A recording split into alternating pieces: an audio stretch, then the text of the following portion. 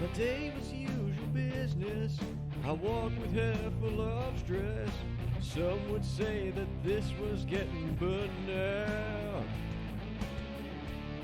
As I sipped upon my coffee, an epiphany dawned on me. I would find my correct. Cause when it's business in the front and party in the back, you know you're gonna be okay. Cause the boss is on your ass, waiting for the weekend, can't see the light of day. It's the Mullet Man. Yeah, it's the Mullet Man. Yeah, it's the Mullet Man. Well, it's the Mullet Man. Vibes. The mullet seemed to call me, so I took a trip to go see just what kind of man I could become. So I went into the barber, my words couldn't have hit harder, and then the deed was done. Cause when it's business in the front and party in the back, you know you're gonna be okay. Cause the boss is on your ass, waiting for the weekend, can't see the light of day. It's the Mullet Man.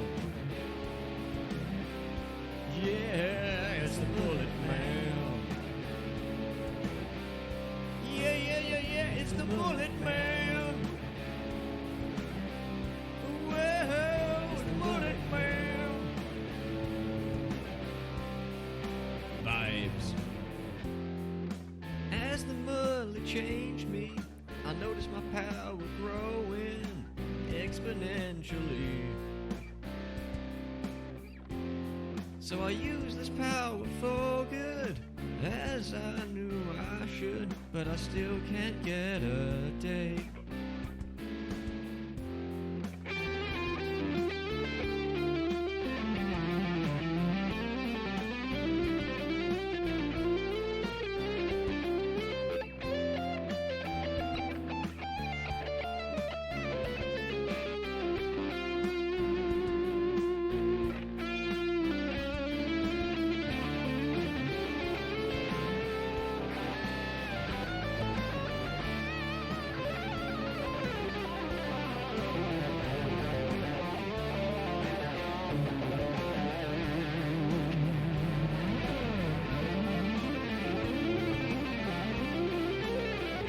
The Mullet Man.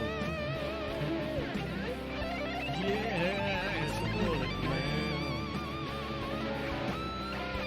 Yeah, it's the Mullet Man. Well, it's the Mullet Man. Vibes.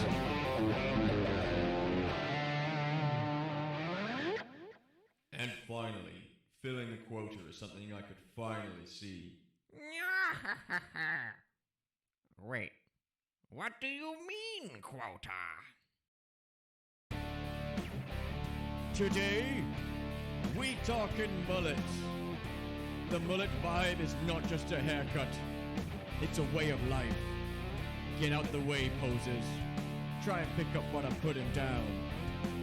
M-U-L-L-E-T. Vibes. My day was usual business. I walked with hair full of stress. Some would say that this was getting burned out. As I sipped upon my coffee, an epiphany dawned on me. I would find my correct. Cause when it's business in the front and party in the back, you know you're gonna be okay. Cause the boss is on your ass, waiting for the weekend, can't see the light of day. It's the Mullet Man. Yeah, it's the Mullet Man. Yeah, it's the Mullet Man. Well, it's the Mullet Man. Vibes. The mullet seemed to call me, so I I took a trip to go see just what kind of man I could become. So I went into the barber, my words couldn't have hit harder, and then the deed was done. 'Cause when it's business in the front and party in the back, you know you're gonna be okay. 'Cause the boss is on your ass, waiting for the weekend, can't see the light of day. It's the Mullet Man. Yeah, it's the Mullet Man. Yeah, it's the Mullet Man. Whoa, it's the Mullet Man. Vibes. As the mullet changed me, I noticed my power growing exponentially. So I used this power for good, as I knew I should, but I still can't get a date.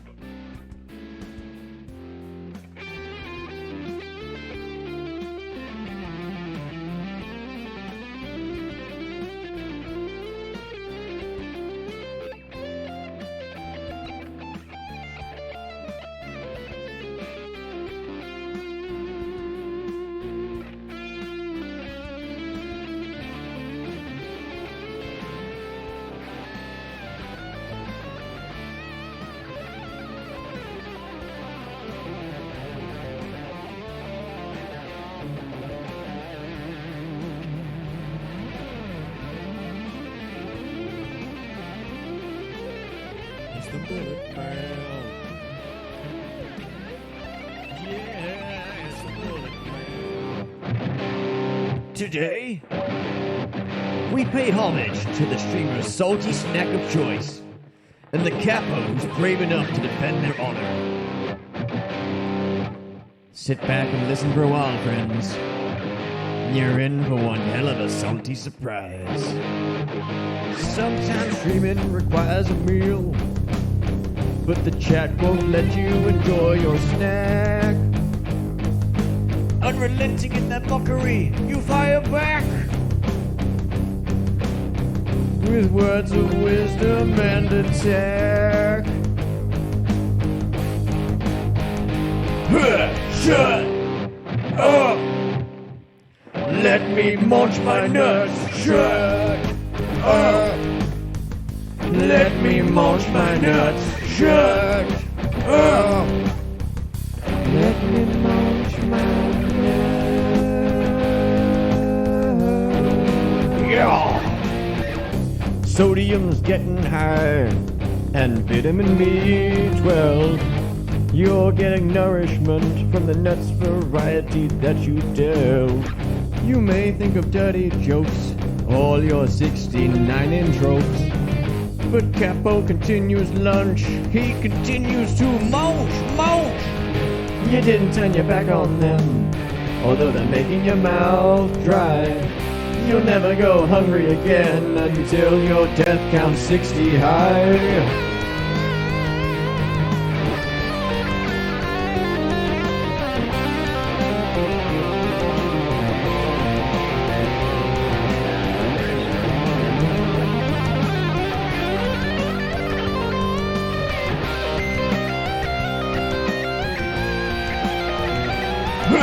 Shut up! Let me munch my nuts. Shut up! Let me munch my nuts. Shut up!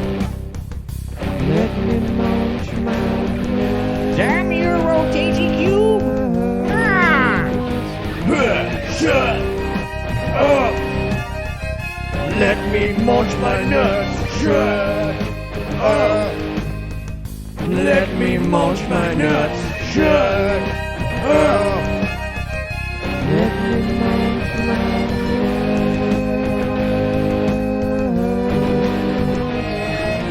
Shut up! Let me munch my nuts. Shut up! Let me munch my nuts. Yeah! That That was a fucking jam! Today, we pay homage to the streamer's salty snack of choice, and the capo who's brave enough to defend their honor. Sit back and listen for a while, friends. You're in for one hell of a salty surprise. Sometimes streaming requires a meal, but the chat won't let you enjoy your snack. Unrelenting in that mockery, you fire back with words of wisdom and attack. Shut up! Let me munch my nuts. Shut up! Let me munch my nuts. Shut up! Let me munch my nuts. Yeah! Sodium's getting high, and vitamin B12. You're getting nourishment from the nuts variety that you delve. You may think of dirty jokes, all your 69 tropes. But Capo continues lunch, he continues to munch. You didn't turn your back on them, although they're making your mouth dry. You'll never go hungry again until your death counts 60 high.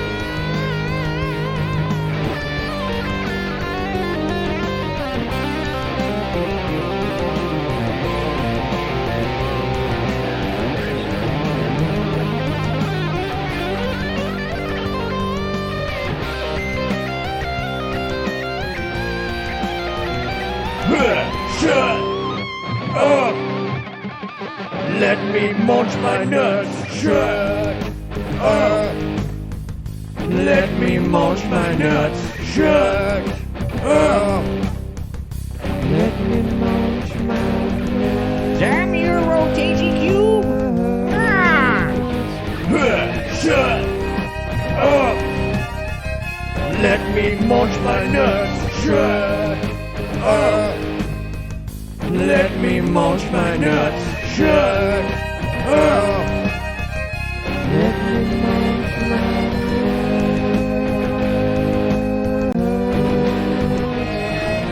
Shut up! Let me munch my nuts. Shut up! Let me munch my nuts. Yeah! That was a fucking jam! Today, we pay homage to the streamer's salty snack of choice, and the capo who's brave enough to defend their honor. Sit back and listen for a while, friends. You're in. Hello, everybody! Hello, bear with me as I change my properties on my audio. Are we gonna keep waving? You can stop waving now if you want to. I was just getting started. As you can see, we are joined by the regular cast. We got M, we got A, we got Cactus Room, we got Russell the Dude, we've got Guitar of CR, and we've got Fitty, aka Solgra, and we do not have our 7th member for the Sneven, because he's still in. Well, he died. He died with his second character, but his first character is still out there in need of rescuing. Remember, that's what you guys were originally supposed to be doing? You know, rescuing your friend? No? Yeah. Yeah. Yeah. Guys, I swear to God. Hey, I'm member. You're dead. Shush, be dead. So as you all attempt to remember what the actual point of this quest was, who wants to give me the recap this week? Okay, so we started the thing, start the session, fighting the Balor again. Mm-hmm. And it was going as well as you'd expect it to go against that kind of enemy. And yeah, things got real. And did the whole becoming a conduit thing and finished it off. But we still took heavy damage. Finally caught up with Astoria. Well, sorry, Astoria caught up with us, is probably the better way to put it. With a group of fighters, then we snuck into the palace. M decided to give in to the voices within and kill some Dragonborn soldiers. Yeah, we ended up in a room in like this grand hall, and decided it'd be a good idea to talk about a lot of things. And then there was a song. There was. Oh. That song resulted in us being noticed. I think we might be noticed beforehand. Probably, maybe. Who knows? Feel better. And then Thratos died. I don't know what it is about Dragonborns in this party, but they keep dying, like dropping off like flies. Yeah. But no, he got hit with a really big fireball, and we got closed in a circle, and now we're surrounded by 4 demonic Dragonborns laughing, and some unknown force which casted that said ball of fire. And me and Sharid floated and became aura buddies for a bit. You did, strangely enough. Or they were both green. Right. Yeah. I wrote a song about it. Cactus embraced his inner snappy. Snappy. It ain't easy being green. And so, the Discord's being really slow for me tonight. Yeah, so that was pretty much the long and short of it. You even included the bit with M giving in to the voices. So of course, Gershaw, that is that is going to be an inspiration for you. The stream is freezing for me. Oh, Coffee's saying it in chat as well. Yeah. And your sound is really behind on Discord. Yeah, I tabbed over to Discord to mess in the chat, and then everything started slowly dying. Bear with. What does it not like? It all started off pretty good. Yeah. I think it's just my internet. Give it. Is the sound alright on my for you guys? Yeah, it sounds fine. Yeah. That's Hey, the way okay. fine. Alright. Let me just check the bitrate seems okay. Screen freeze. That's typical, isn't it? It might just be the heat. My PC might just hate how warm it is.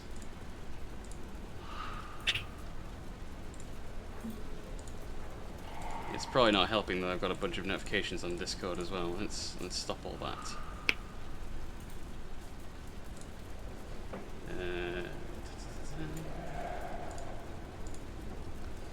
Everything looking better now? We good? Yep, it was all smooth. Cool. Whatever that was, let's hope it doesn't ever come back for the rest of the night. So yes, that is an inspiration for Charles. Gershon, that's one inspiration for you. I don't know how many you guys had left at that point after the Balor fight.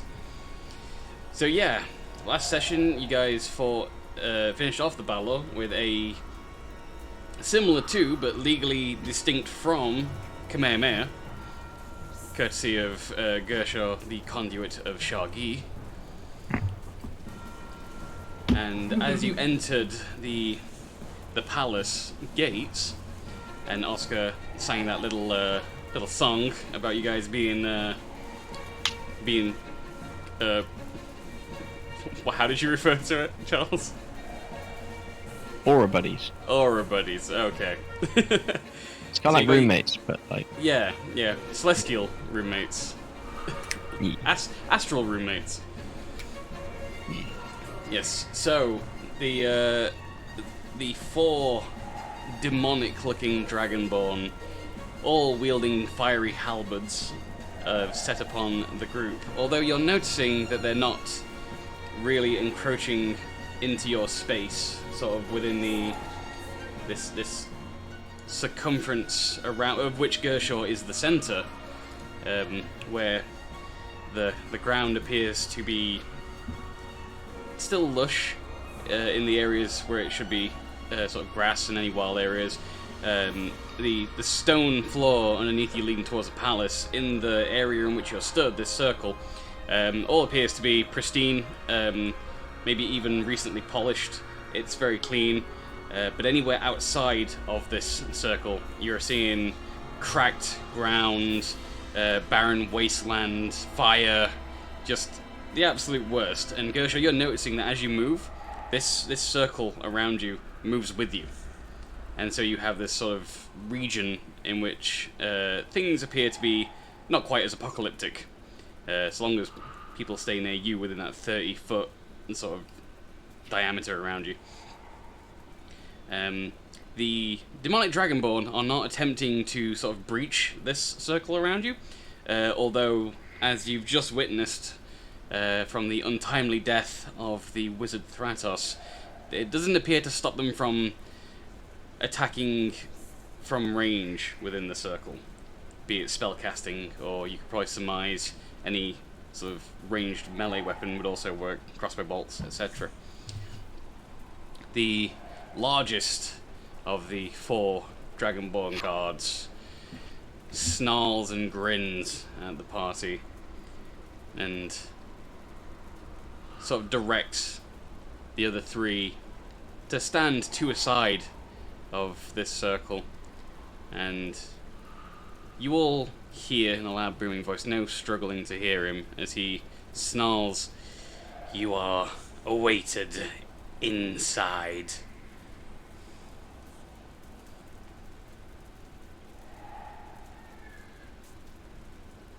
Us? And the demonic dragonborn makes a show of looking from left to right before saying, "Does it look like I'm speaking to anybody else?" No? Maybe. And with that, he stabs the butt of the halberd into the ground, and a small explosion of fire emanates. And he shouts, "Move now!" So do you want us to go up the stairs, or...? And again, he pounds the ground with the halberd, and the dragonborn opposite him on your other side does the same thing as they begin to walk behind the party and close the gates of the palace grounds.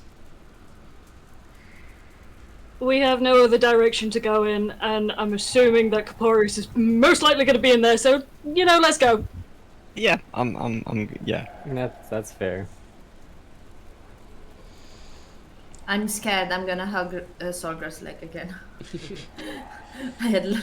I let go for a second, but now I'm back, Sorgra. You happy?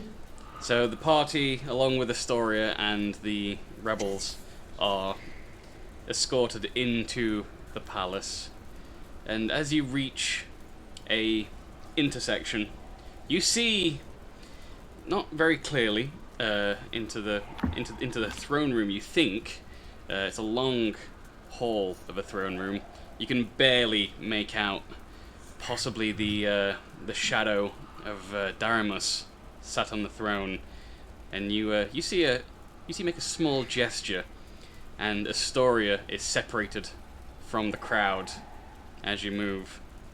Unfortunately, if she was stood too close to the edge of this circle of celestial power radiating from Gershaw, she was able to be grabbed by one of the Dragonborn.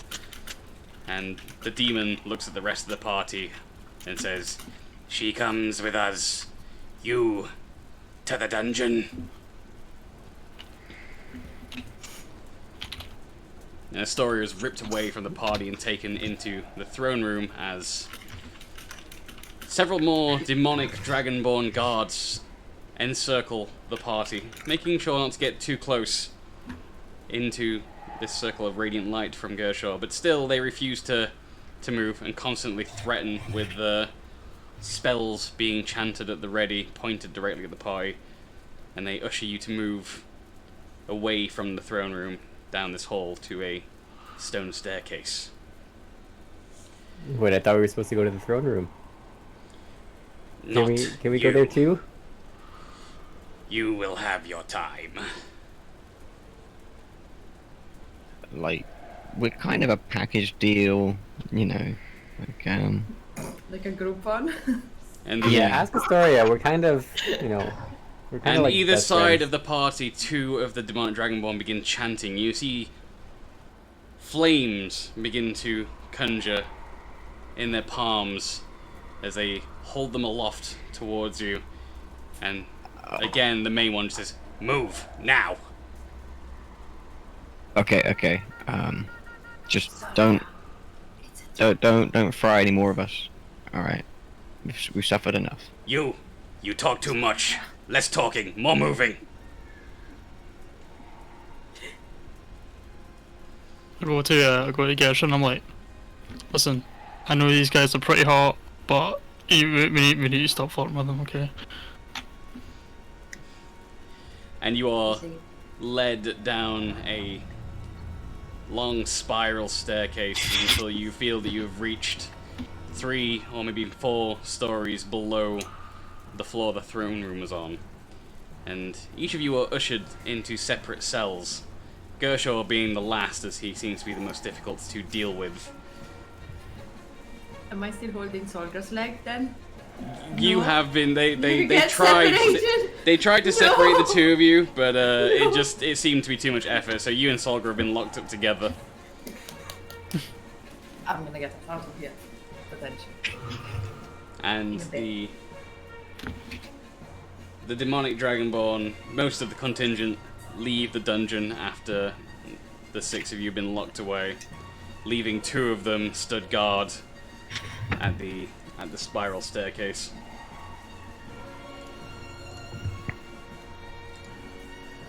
Which calls for a change of music, because now you're underground. How far away are the cells from each other? The cells are sort of... they're actually really spacious for cells in a pass like this. They're about 15 feet square cells. And they are... 4 of them are next to each other, and then you see another 4 opposite you, another about 30, 40 feet away. On the western side, you have, in the sort of top left, you have Solgra and M. Then you have Fanny Boss, then you have Oscar. And then on the opposite side, you have, in the top right, Sharid. And then 3 cells down from that, you have Gershor. It seems they have separated Sharid and Gershor the furthest away from any other party member as they can. Uh-huh. Are me and Gershaw close to each other? You're about... There's at least 3 walls. That is not the music I wanted. Suddenly Doom music playing.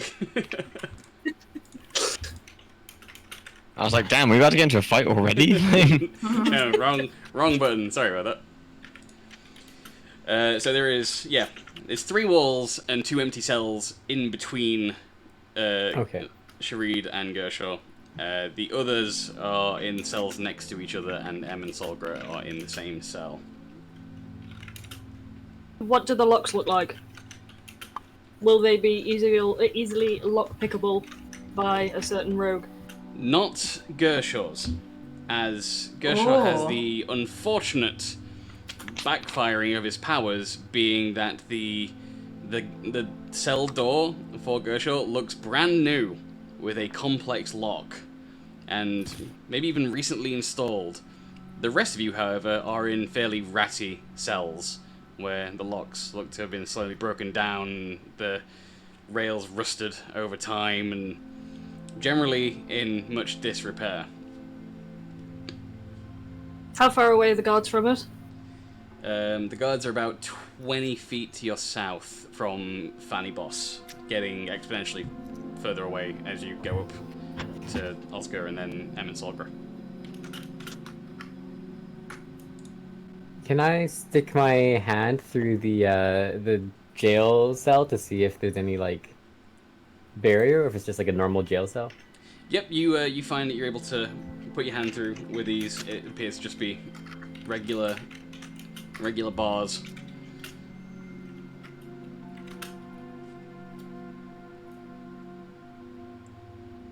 Is any of the cells facing each other, or are we all in a row? There are 4 cells in a row on one side, 4 cells in a row on the other side. On one side, it is 4 of you in 3 of those cells. And on the opposite side, there is Sharid and Gershaw. Sharid and Gershaw. Okay. Yeah. And you find, while attempting to tamper with the lock, that you're unable to do anything with it. It's unlike anything you've ever seen, even the broken down ones. The lock. Oh, I tried picking the lock. Let's Assuming assume you did. yes. Yeah. Okay. Yeah. Fanny Boss, you spend some time sort of messing around with the bars and the lock and seeing if you can brute force any of it. And it takes you a little longer than you'd expect from a dwarf to start looking into the metalwork and the stonework around you. But you eventually it comes to you that you have seen this metal before, and that's being used for these cells, and it appears to be refined Kuror. You've only ever seen this used in weaponry thus far, and you know it'd be quite powerful, especially having seen John's Stormbringer. You've never seen it for some sort of utility like cell bars, but you assume that this is going to be fairly strong and difficult to break out of. Even the bars that you're dealing with on the more worn down and broken cell appears to be quite strong. You get this feeling in the back of your mind that getting Gershaw out of this is going to be a lot more difficult than the rest of you. Is there space to practice? You've got 15 foot by 15 foot, so that's up to you if you think that's enough space for you to practice in. Yeah, fuck it. Solgra, Yes. what are we gonna do? I have no idea. Same. You spend some time trying to mess around with the lock, mess around with the bars, generally testing the strength of the walls. After about an hour or so underground, you hear, echoing down the spiral staircase, the remnants of a scream, and you can just about make out that it's Astoria's voice.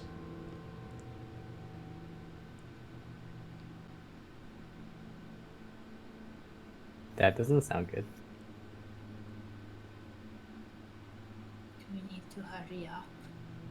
A short while later, you hear the sounds of a fight, maybe. Definitely scuffling and the sounds of a few impacts, and the 2 guards that were left at the bottom of the staircase turn and begin to ascend in a kind of shocked and urgent manner, leaving the party largely unguarded, although you still see no obvious escape attempts that you can do. Should we break out? Yeah, that's kind of what we're hoping to do. We just don't know how right now. Just what does break out. Fine. What's with the locks? Why can I not pick it? Is there any reason? You asking that out of character or in character? Yeah, to you, Briggy, yes. Oh, sorry. Yeah, so if you were to ask Fanny Boss, perhaps, if you knew anything, then you'd probably find out that it's because of the Kuror using the mechanism. Okay. I'm Would I be gonna- Sorry, go for it. Oh, go ahead. Go Would I ahead. be able to do anything with the fire on the sword, with the metal? You could certainly try. Yeah. Well, try.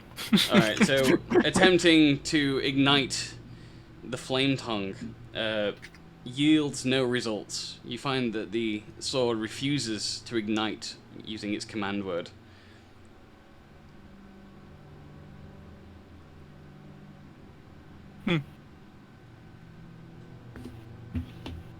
Does anyone have any spells that could? Who can I see in front of me? Are there any like people in front of myself across the wall? You'll be able to see opposite you is Fanny Boss, and then Oscar, and then M and Solgra. This particular room, this whole dungeon, you can see is completely empty of any life outside of the 6 of you right now. Okay. Looking across Fanny there, Boss, you you can know? see. Oh.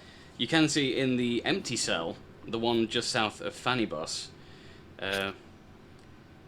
some fabric. It looks torn.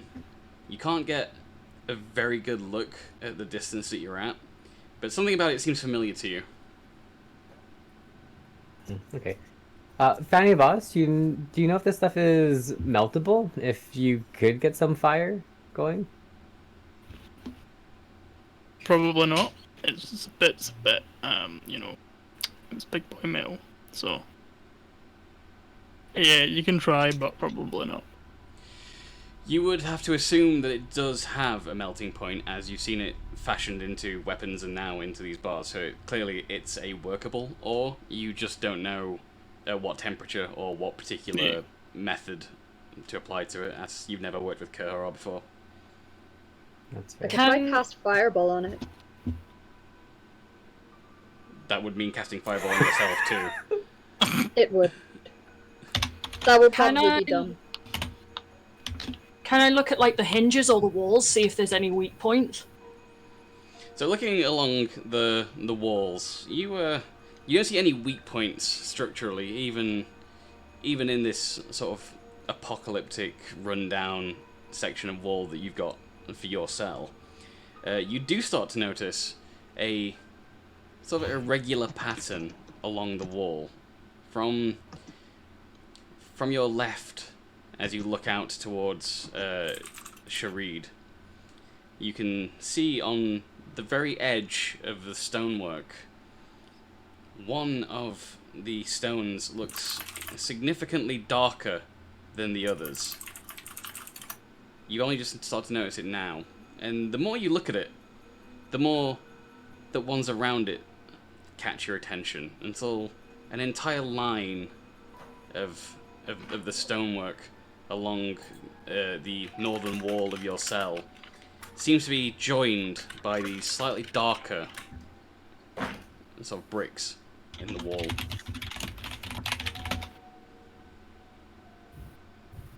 Can I reach them to touch them, or are Yeah, they... you can. They're inside the cell, so the cell wall to your north, which is just stonework.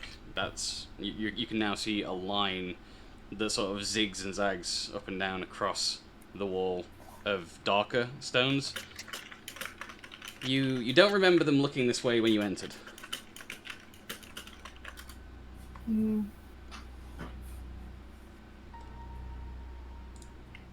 I'd like to relay this to the rest of the party best I can, considering the fact that, you know, everyone's in different cells.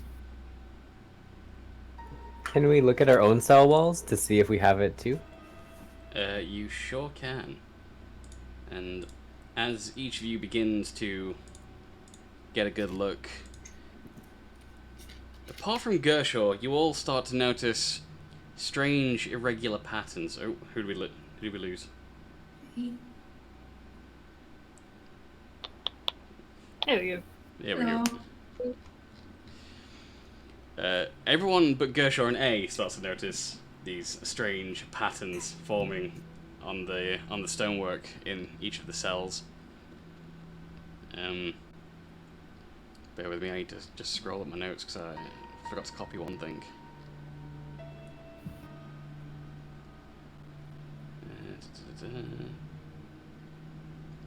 Oh, yeah, Can that's I what it take it? was. Sorry.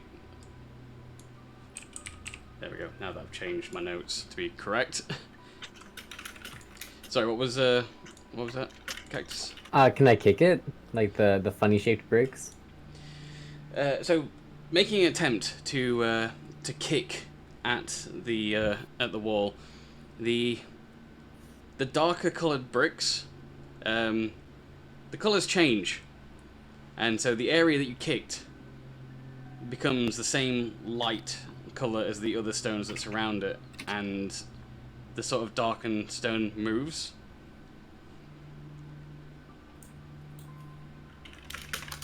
I'm gonna relay that to the party too.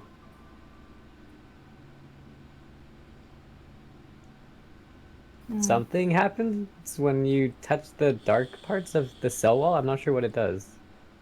Seems like it moved a bit though.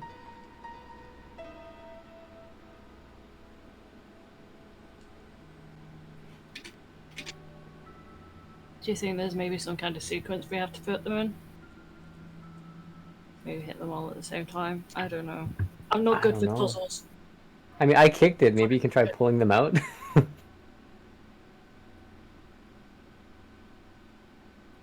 I'll have a go. Alright, so what are you doing? I'm gonna attempt to pull one of the bricks out. So as you reach out and just as you touch one of the bricks, the colour again changes, and several of the ones around the initial brick that you touched all change to darker colours, while the one in the centre becomes light again.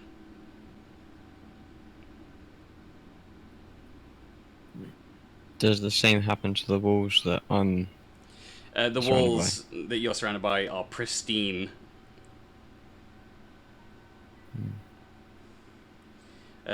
Actually, can you roll a history check for me, please, Gershaw? Okay. Also, I think my Sirenscape's broken.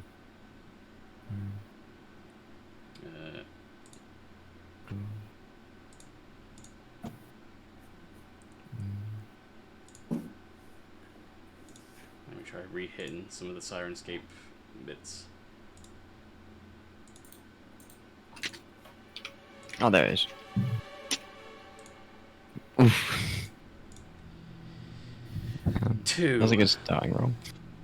Is anybody else paying any attention to what's going on with Gershaw? Nah. I'm staring at a wall, and I can't see across. That is fair. Sorry. So unfortunately, Gershaw 2 will not cut it. You're not quite sure entirely what the significance is of how your cell is different. You can see it clearly is linked in some way to this sort of aura that's sort of pouring off of you, this energy that is creating this space around you.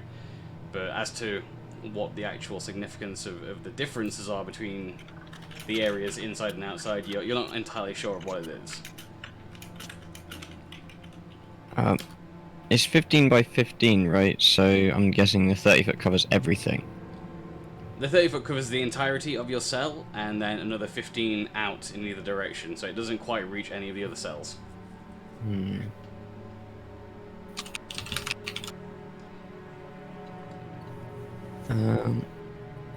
What if I walk to the wall closest to where Sharid's cell would be? It still wouldn't. There's 30 feet of empty Oh, cells yeah. between you and Sharid. Ah, okay.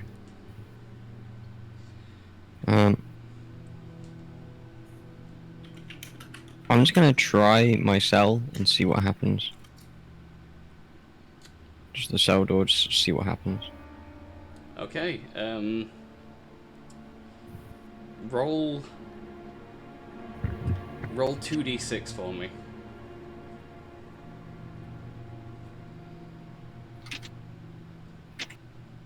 Six. What were the results on the individual die? They were Double 3. Double 3. Okay. As you reach out for the cell door, you find some resistance, and for whatever reason, it occurs to you that you should maybe just grab the cell door by the lock and just sort of lift it slightly, like using all your strength. You pull up, and as you pull up, you feel the latch, and the door just swings open. Huh. Hey guys, just gotta jiggle it a bit. That seems largely inappropriate right now. So while Gershaw is in his cell still, before he leaves, is anyone else trying it? Yeah. Alright, so, Fanny Boss, as you attempt to do the same thing that you've just seen Gershaw do, you find that any amount of moving the gate doesn't work. Sort of jostling it around, pushing it, pulling it, nothing seems to have anything to do with loosening the latch or unlocking the door at all. Kershaw, maybe if you walk over here, that weird make things nice aura will fix the doors so that we can lift them again. I feel like that would work. I'm gonna walk over to Sharid's cell first. Okay, so you walk over to Sharid's cell, and as you walk, you see within that 30-foot diameter centered on you, the walls change, the actual bars to each cell change, everything looking new and pristine and recently polished or installed. And as you reach Sharid's cell, you try to do the same thing, and roll 2d6 for me, please. Mm-hmm.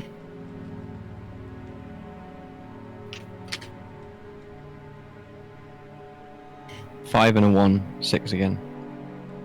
All right, you open it much like you did the last one. Huh? Sorry, I was raising my volume on the Reaper because I just saw the mention that was quiet. So loud so quickly. Is that too loud? Do you need me to take it down again? I've turned you down a bit. You were over like 100 feet. Chat, let me know if I'm now too loud. And we will continue regardless. So yeah, that means that now Gershaw and Sharid are free. I am a free bird. Yes, you are. Can you Right. finish though? I'm now gonna walk over to the rest of the party and their cells. Can I like get multiple doors at the same time because they're all next to each other? Can I help since I'm Yeah, free? if you were to stand in front of Oscar's cell, it would reach to the doors of all three cells. Okay, I'm gonna do that and then ask if everyone can try it themselves and see what happens.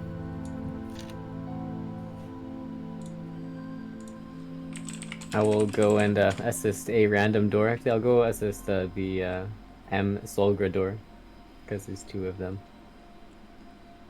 Alright, so all three of the doors open in much the same way that you've seen with Gershaw. Can I have everybody who's paying attention to this particular method and watching, can you all, apart from Gershaw, because he's already done it, can you all roll history checks for me, please? And Fanny Boss, you get advantage on that. Very nice. I got 18. You can roll it again Roll on again- advantage roll to again see if anyway. you get a 20, yeah. Nah. Nah, it's still not.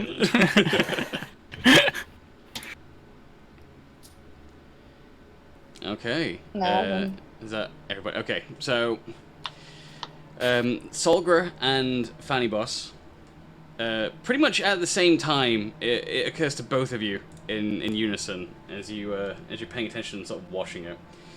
You, particularly Fanny Boss, you start to realize that everything around Gershaw appears to be brand new. And Solgra, you kind of put this together as well, but not quite as well as Fanny Boss. This all appears to be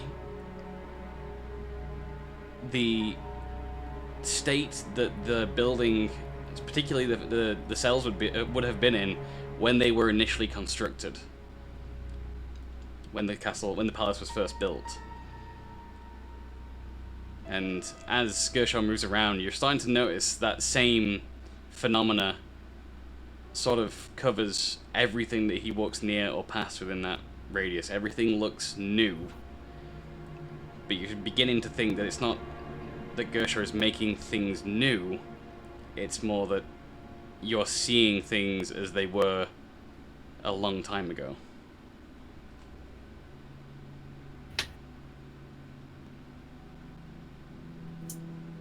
Hey, Kershaw, can you stand still for a second?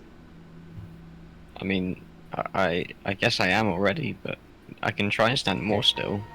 Okay, I'm gonna roll a good berry out of that 30 feet sphere and see what happens to it when it leaves. So, you roll the good berry, and how long do you want to wait? I will watch it until the world ends. How long are the rest of the party willing to wait? Not that long. No. I'll watch it for as long as they're doing whatever they're doing. Alright, so 1 minute passes and you see no change. 2 minutes pass and you see no change. I have a feeling nothing's gonna happen, Sharid. But it's cool that you. As learn 3 minutes bowling. pass, Sharid, with his orc eyes, still looking directly at the Goodberry and paying no attention to the rest of the party, you see the Goodberry begin to decompose quickly before your eyes. Okay. And then can I pull the good berry back in to the Gershaw sphere? As you reach out and pull the Goodberry back, as soon as it crosses over the threshold of this area around Gershaw, it appears exactly the same as when you first created it. Guys, Still slightly damp. this Ew. is super interesting. I think the area around the sphere will corrupt things, and there must be some kind of thing that's like demonifying everything. It's probably not even the Dragonborn's fault that they're turning into demons. Look what happened to the Goodberry! And I show them this wet, reformed Goodberry. Am I able to reignite my sword inside the circle, you think? Are you trying? I'm gonna try, that's what I mean. Yeah, so as you stood within this radius around Gershaw, you say the command word and the flame tongue immediately ignites. It's more fiery by volume than you've ever seen it. And looking closer at the hilt, it looks new. What happens if you stick the sword outside I was gonna the... say, yeah. As you reach out with the flame tongue and the blade passes through the sort of event horizon of this effect, piece by piece as it passes, it extinguishes the flame. So the further the blade is out of the circle, the flame is killed off, and you just have sort of a scuffed blade. How wide's the circle, roughly? It's 30 feet in diameter. Okay. Okay, so have we all had our fun with experiments now? Because Oh wait, I think one last thing. There was a cloth in one of the other cells. I think we should investigate it. okay. Yes. After that, I think we should quickly make our way and try and find Caporius and Astoria. Sorry, I'm currently listening for the door because I don't know if I just heard a noise or not. I'll be right back. Do we know why that cloth is familiar? Never mind. Brief intermission. And it's gone. God has left the building, and the Yeah, Sneven yeah, are left to their own devices. I'll be right back. I mean, Caporius has left his own devices for a long time now. It wasn't a knock at the door. It was in fact the Oh. neighbours, because I could. Uh-oh. I felt the bang. So. Right. So as you get closer to this cell where you spot this fabric, yeah. I'm consuming an invisibility potion. Ah. Sorry, that's what I get for not looking.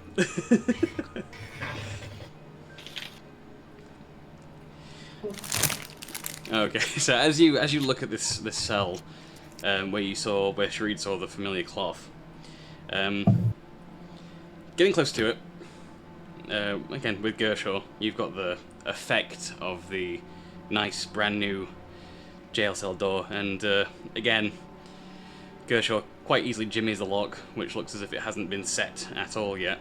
But they all seem a bit stiff, these doors, as they've just been installed.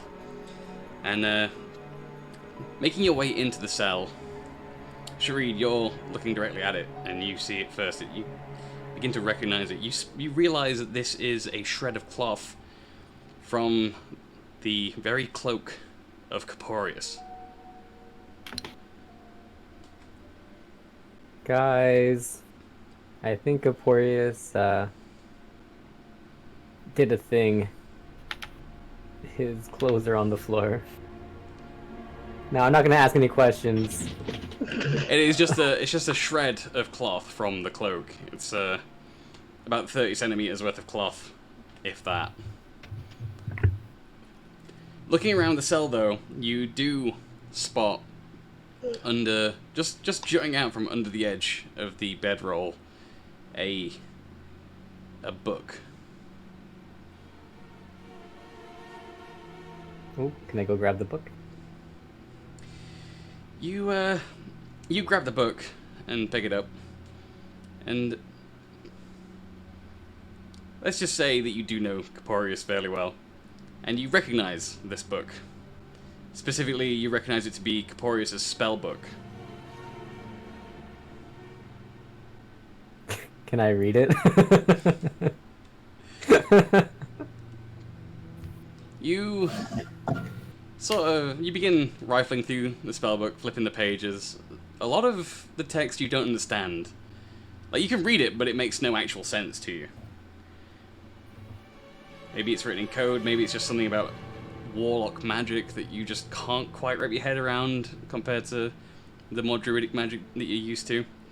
What you do see is a blank page where at the very top is the word Gershaw. I take the book over to the party and show them the Gershaw page.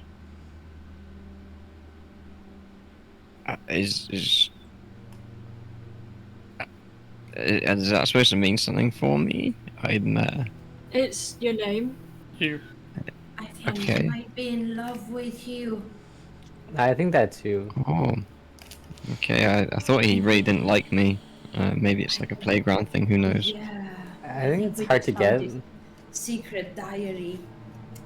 Anyway, Definitely. enough of yeah. That's more like it. As the book enters the enters my aura, I guess, for lack of a better term, does anything change about it? There is no change in or out of the aura for the book. Oh. The book remains constant as a singular point. Just for the sake of experimenting, I'm just gonna, there's two things I want to do, but first I'm gonna just touch the book, like the page where it says Gershaw. You see nothing different. Nothing happens. Okay, so it feels like book. Great. Roll a perception check for me. Okay.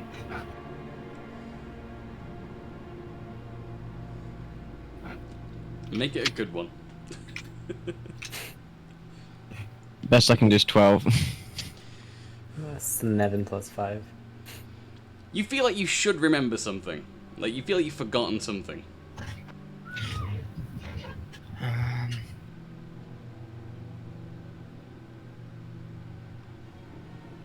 Yeah.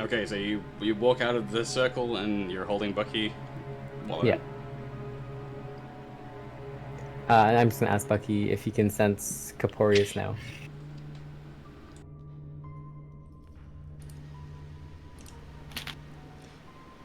Who are you? I walk back into the circle.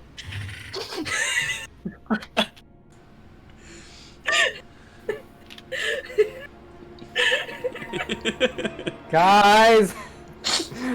Bucky made scary noises. How? When did we hear those noises? Like Yes, yeah, that was audible to the entire party. So you know when we had like the demonic presency things that's like been happening around us? Yep. Do you think that maybe they are using Bucky like what happened to me a second ago? Maybe? Possessed Bucky. No. Can I check on Bucky now that we're inside the circle again? I mean, yeah. Bucky. You okay? I am fine. Thank you Did for you notice asking. anything? Did you notice anything funny when we walked outside of the world? I noticed nothing.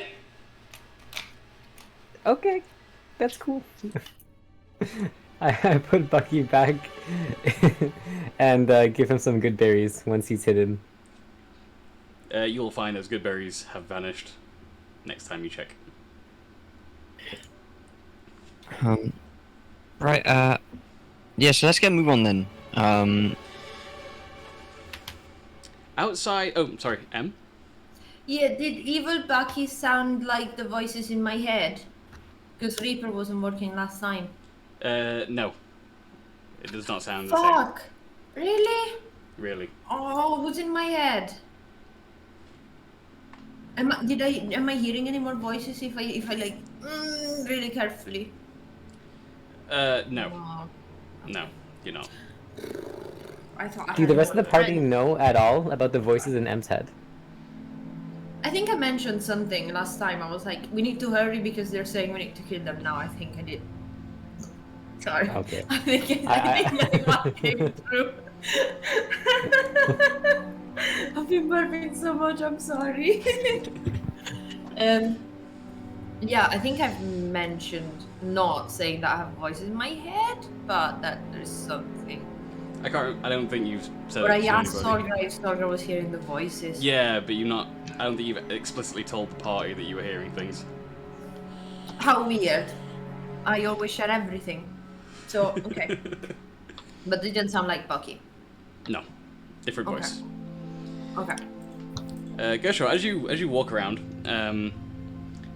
you don't notice it, but Solgra and Sharid will. The areas that are furthest away from you, so the walls that are in the outside of the circle, you're still seeing these dark spots appear in the stonework.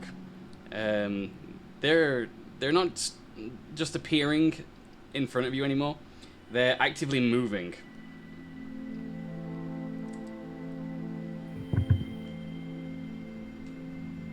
Do they look alive? You can't quite tell. That's concerning. Can I stab one with the wrist sword? As you attempt to stab the wall, before you make contact with one of the dark spots, all of the stones around it darken, and the one that you hit is light in hue again. It looks as if it kind of jumped out of the way and made room for your sword. Ugh, these are so gross. They start moving faster, sort of interconnected and joined as they slither along the wall in a sort of snake-like serpentine pattern, moving faster and faster until eventually, in some strange effort, the dark spots begin to line up until they begin to resemble letters. And as they quickly coalesce on the wall, the dark spots spell out the word "Hi!" exclamation mark. Can I write back on the wall? I have a water skin. Sure. Can I finger paint a hi on the wall?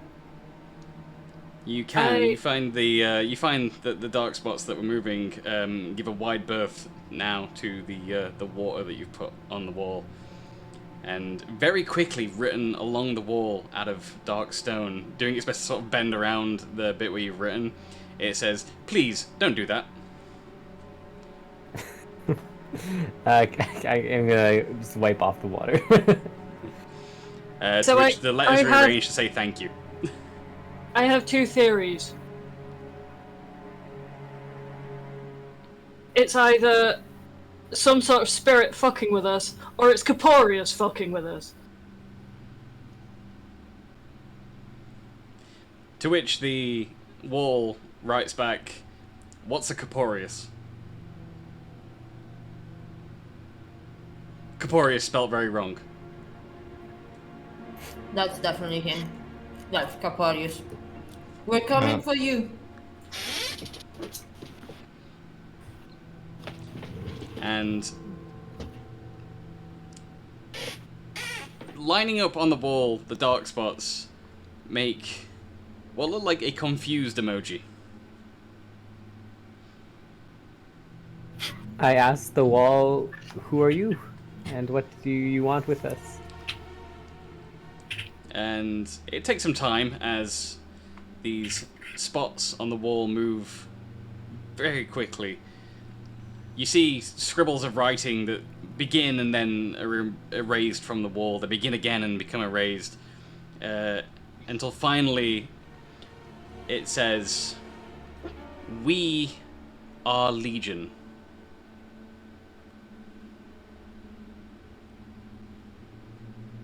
I am Sharit. I know. Do we know? Sorry, do we know in character who Legion is? Would any of us know? That's up to you to Legion. determine how much you know about Actually. the gods or the pantheons of Edus. Oh, I don't know anything. I asked the wall, "Are you the one who spoke through Bucky?" No. Okay. Do you know of the one who spoke through Bucky? Yes. We know all things. So, who was that? Just because I know does not mean I have to tell. Fair enough. Can you help us find Corporeus? Our In friend? a sense. Can I cast Zone of Truth? Or do you guys think that would be a good idea? If it's an all-powerful being, You see written on the wall as you ask the party if you should cast Zone of Truth. Written on the wall are the words, "You can certainly try." God. Powerful God. In character, I have no idea. Okay, Before you have a chance to ask it anything, it says, "Humor us. I have begun to think as one, and we are interested. Would you like to play a game?" I like games. I will take that as a yes. Is it And just then- Sharit that has to play the game? Or is it all of us? Before you even get the end of that sentence out, the dark stones on the wall vanish and, like a snake, slither along the walls around the circumference of Gershaw. And on the opposite wall to the stone staircase, an arrow forms pointing downwards.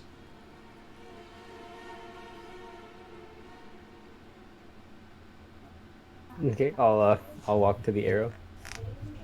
Oh, You- actually, I want to stay within the Gershaw sphere. I asked, can we walk to the arrows?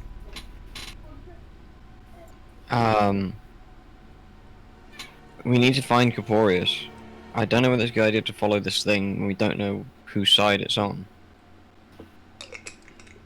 You can see on I the feel wall like written above the arrow that points downwards, saying, "We are on no one's side.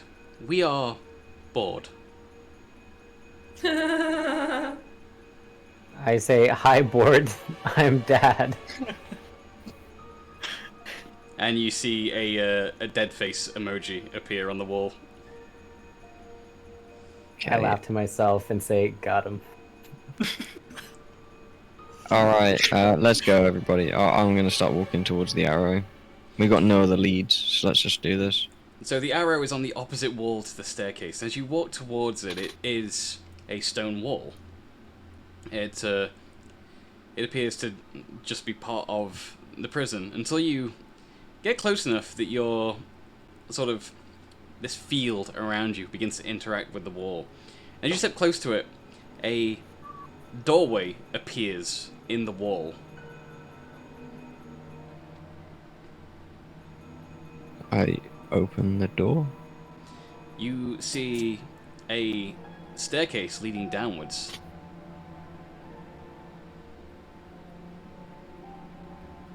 Guys, do you want to go this way, or do you want to go back up the staircase? It might not be a good idea, because there might be a lot of guards, but we have no idea where this leads. This might lead further away from Corporeus. I have a good feeling about this guy. Can I speak directly to Legion? And on the wall appears the words, "We are always listening." What? You say you're bored. What is an elder god doing here? In essentially the middle of nowhere. Bored and wanting to play a game. We will humor you. We are everywhere. Cronoa said you were interesting. Idal has taken an interest. I felt left out. What are your intentions?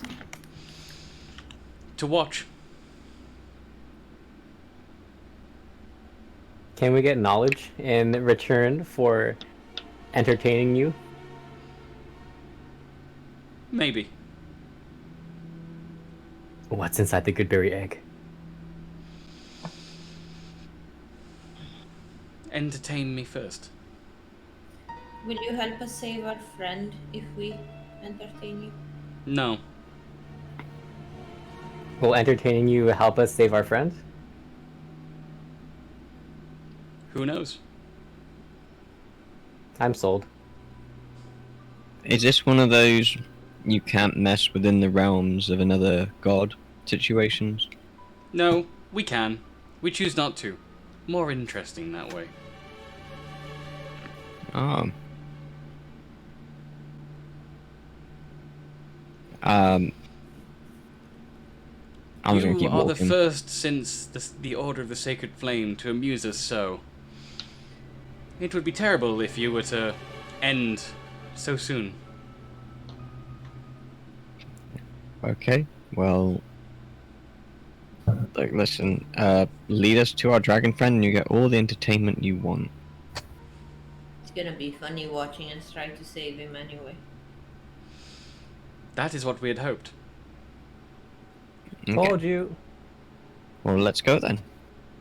I start descending the stairway. Did the Order of the Sacred Flame entertain you? They continue to do so.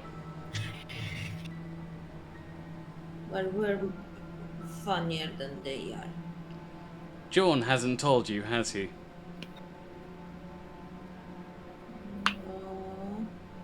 Solgra, did Jorn tell you? Apparently not.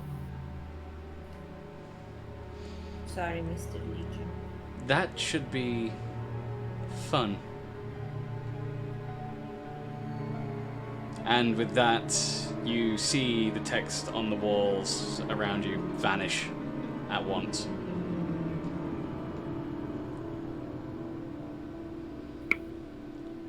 Descending the staircase doesn't take that long. You're not sure how deep below the earth you are now, but surrounding Gershaw, you're comfortable as you continue walking downwards. Everything about this area that you're walking in seems not just new, but resplendent. The stairs below you, as you can see from torches that light the wall that apparate then vanish as you pass by them. You can see gold inlays in a marble staircase as you descend further down, eventually opening out into a large chamber that is split into 2 stories. And you can sort of see over the edge of the story that you walk out onto further down. You're unable to see with much clarity what is below, as it is affected by whatever's affecting the rest of the world right now. But around you, it's very, very fancy stonework, gold inlays. There are pillars that sort of go around the edge of this this overlap. The pillars outside of Gershaw's influence look crumbled, and some have fallen, destroyed entirely. Those closest to the party in Gershaw are in their full, newly installed stature, with gold inlays and painted marble. As you look closer, you can almost see actual gold leaf paint used to write messages in an ancient language that none of you understand, from the very top to the very bottom of each pillar that you pass. You don't recognize the characters. None of you are familiar with this at all. But you do see that there is another staircase on the opposite side from where you entered, descending down into the center of the chamber.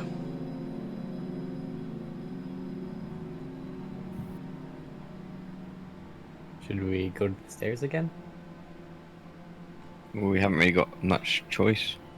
Is there anything else in the room? No. I think we should keep moving.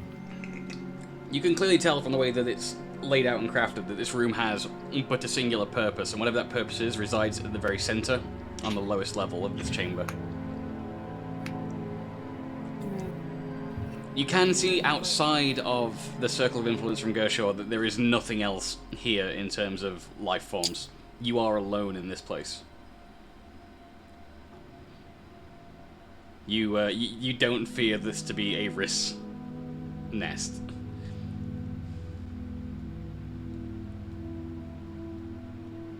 Let's keep moving then.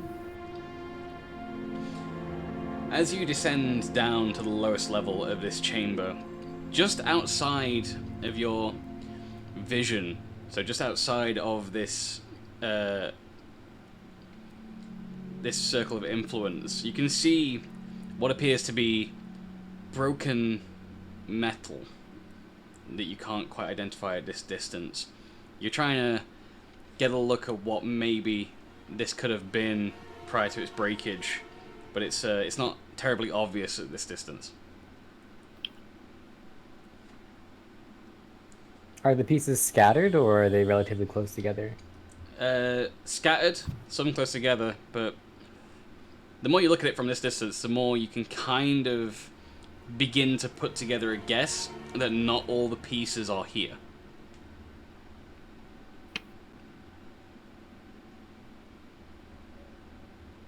Can I go grab some to see if it feels like the Cur Orb? Are you leaving Gershaw's influence? Nope.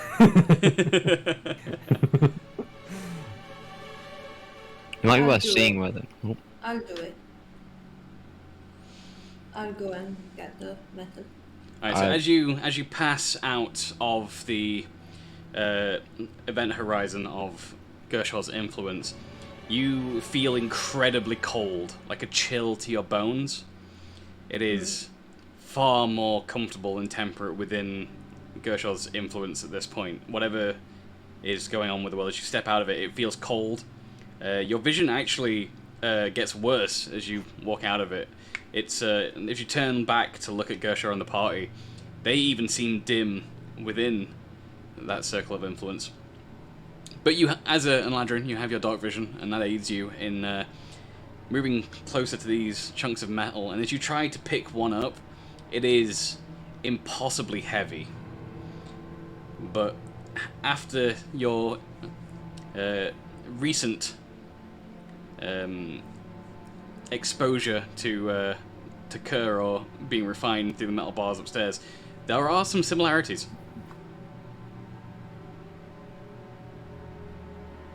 So I think it's the same. If not the same, a very similar metal indeed. I will call Fanny Boss if he wants to come and look at the metal with me.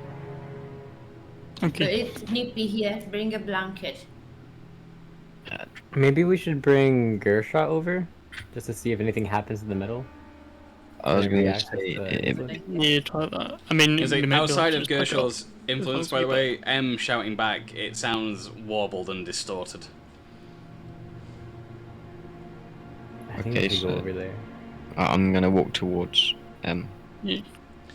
As you walk towards M, your influence covers more of the bottom of this chamber, and the metal that was next to M that they were unable to pick up, it vanishes as your influence passes over it. And more of the metal vanishes as your influence sort of envelops it, and the floor below you is a polished marble surface. In the middle of the room is a plinth. Something used to stand there. Your influence is not currently passing over it. But you can see from the base of this plinth that the plinth itself is around 20, maybe 25 feet in width.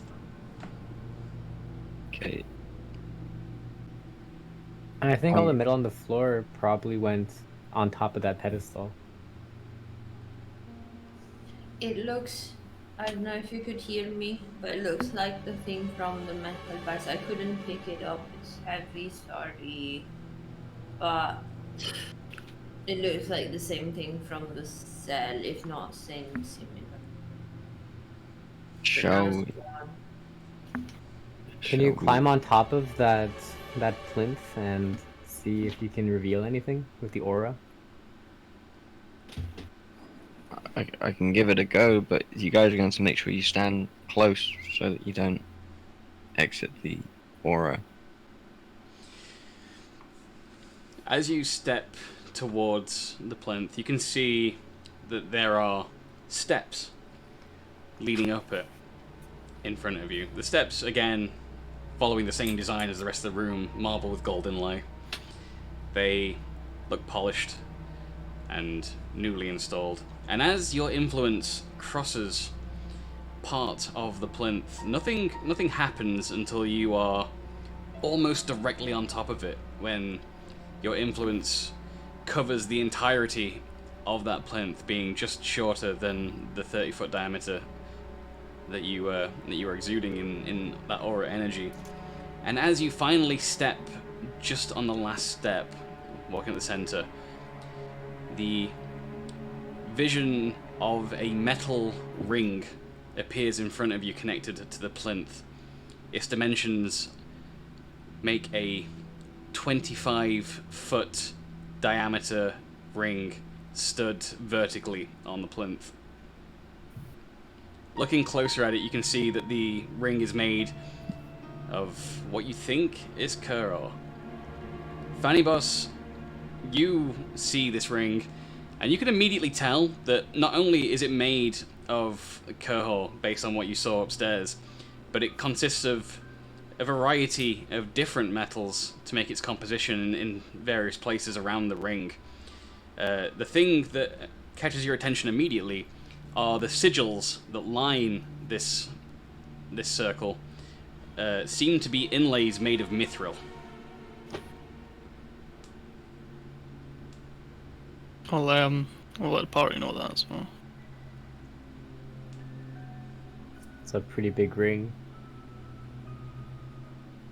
Do you think it's a portal of some kind? It seems kind of like a gate to the stars. I don't know what you're talking about. I know exactly. You know exactly what I'm talking about. Hmm. Can I sense, since I'm experienced with portals, Portal is the game. I'm also experienced in Portal now. But to see. You've never seen anything like this before, but what you do have recollections of is a large, from your recollection, mostly mithril portal gate within the Elven Kingdoms. Yeah. This gate in the Elven Kingdoms being much, much larger, somewhere near 100 feet tall. But you know it not to have been active in a very long time. You know that it's largely no longer in use, or in regular use at the very least. And you know that it's probably quite famous enough as it is a landmark on the world map that most of the other races know about. It seems to be something of largely of religious purpose at this point, rather than an active portal. But there are designs on that portal that you've seen at least once, which are echoed in this particular ring of metal in front of you. Okay.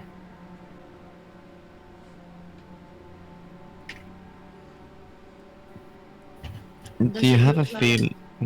Sorry. Oh, just quickly, does it look like the same metal that I saw on the floor? Yes, yeah, you can see there's So a I'm definite... assuming it's that it's been broken. Okay.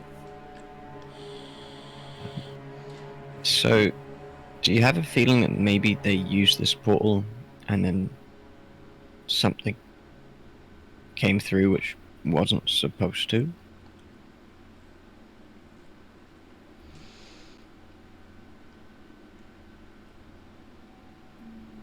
No. I honestly don't know. Not what? A dragon? I wonder if Legion's big enough to wear this on his finger. Probably.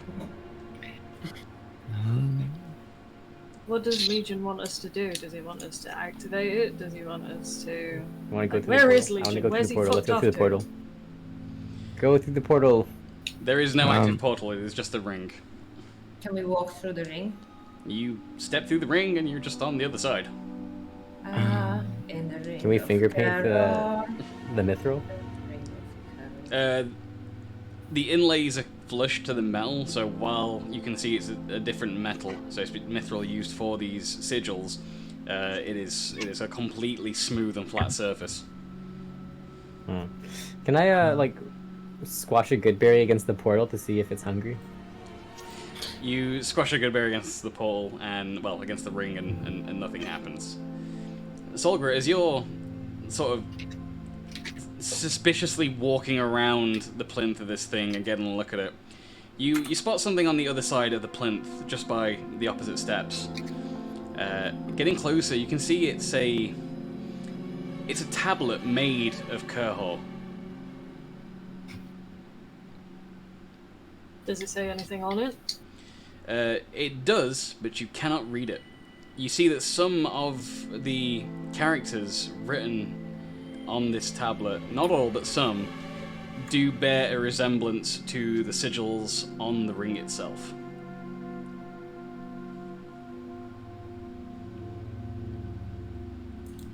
Kind of feel uncomfortable touching it when we don't know what it's gonna do. Touch it. That would be interesting. That's our quest, right? We haven't been given anything. Our quest from was Legion. to make the big man laugh. Touch the thing. Maybe. If you want to do it, you do it. I go immediately over and touch the thing. Nothing happens when you touch it. Oh. Do you Is there think? anything else around it? No, there appears to be nothing else around it.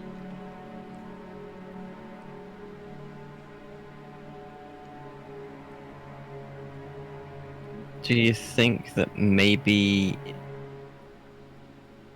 because we're in Kara or say Karar, then maybe the Corporeals might be able to read this stuff? That makes sense. We have a very small problem with Kapori's not being Not here. here.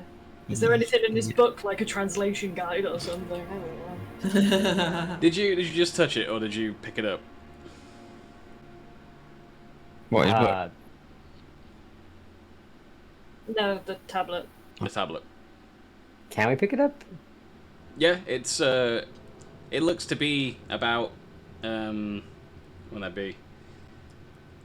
Like 50 centimeters in width and about 80 centimeters in height. That's very big. Okay. Can I try picking it up? It's astonishingly light. You pick it up with ease. Huh. Is there anything on the back? As you pick it up and turn it to its back, you do see that there are even more sigils, symbols, characters written on the surface of the tablet. And as you look them over, a bright light begins to fill the room as a vortex begins to apparate at the center of the ring. And in less than a second, the 6 of you find yourselves back in the dungeon.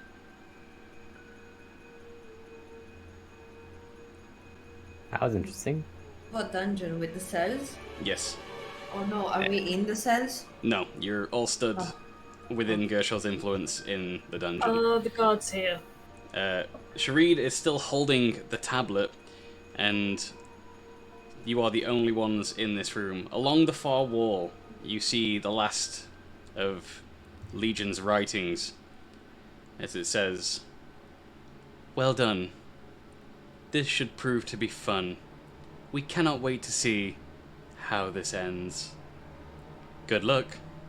Wait, what about the good berry egg? You get no more response from Legion. So, what did we just do? Well, we don't know. You know you've got a tablet. Went back in time. That's the thing. Like, is it a back in time? Is it a future thing, or is it literally just a move from one place to another thing? You look towards the wall where the doorway was, and that is now gone. The entire wall or the doorway? The doorway's gone. The wall is solid there. Okay. But wasn't it solid before we walked up to it? It was. So let's try and walk up to it again, I guess. As you walk up to it this time, the wall remains a wall, although it is much cleaner and much more nicely maintained. Okay, so we have a thing, which is good, but we have no idea how to get to it again and how to use it. As the 6 of you are stood discussing this, looking at the wall, you hear a whistle from behind you. As you turn, you see somebody sat on the steps of the stairway. It's a young girl, long blonde hair, and she waves at you. Rebecca? No. Is it Oh. Kranoa? You Krinoa? recognize that Krinoa? it could be Krinoa. Krinoa. What's her name? Krinoa. That one. And she stands up, and without saying a word, she just points upwards. As she stands up, you see that she visibly ages into her middle ages. And once she meets each of your eyes while pointing directly up, she turns, again without saying a word, and begins to ascend the staircase. As she goes, you see, just barely visibly, that she continues to age with each step, until as she ascends the stairway just out of view, all you see is dust as it flutters back down to the ground.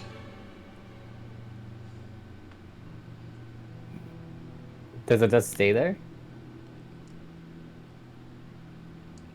As far as you can see, yeah. Could you collect the dust? Sure. Right, let's All just. I I'm think gonna we should just go and find Kapori's. I'm gonna spend like 30 seconds collecting like as much as I can into a vial. Do you do that before Gershal starts moving? I probably wouldn't have thought about it. Can we just go and find Kapori's? I'm feeling that. Yeah. I'm afraid to leave the circle, so I would just be following along. So as Gershal reaches the steps, you find that the dust vanishes due to his influence as you reach the staircase. That's fair. Ascending the staircase, you again hear a scream, sounding remarkably similar, if not identical, to the scream you heard before. Do you think we Aha, should it was pick up the time pace stuff. at all? Okay, so maybe let's move towards the scream. Maybe. Sure. Is everyone cool with that? Yeah. Is there any way I can fit the tablet in my pocket while we're walking? You can't explain it. You've honestly no idea how it's physically possible, but as you attempt to place the tablet in your pack, sort of like hanging out of your bag, doing your best to like just get it some way in there that you can maybe let go of it, before you realize it, the whole tablet is in your bag. And your bag remains Cool. unchanged. Alright. It seems to have reshaped itself. Guys, this tablet is really cool. As you ascend the staircase, eventually you find yourself back in the corridor that you know to be the one on the same level as the throne room.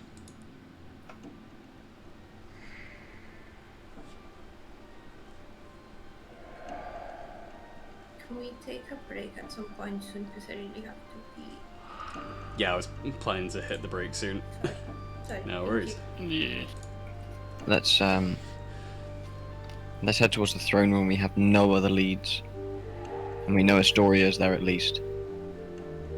Yeah. Sounds good.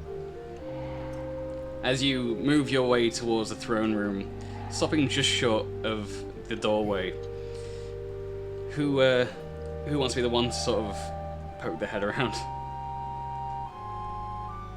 I'll do it if you want. Nope. Or no, Fanny Boys, you go for it. Yeah, You go go for for it. it. So Fanny Boss, you do your best to remain on the very edge of Gershal's influence as to not give away your position.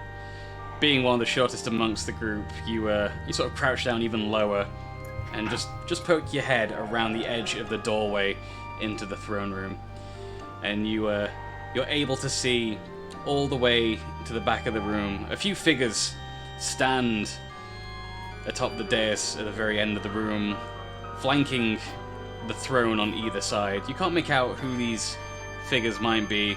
You see many of the demonic guardsmen stood around inside, and you can very clearly see a figure sat upon the throne. You've never seen Daramus before, but you can assume that it is the Emperor himself.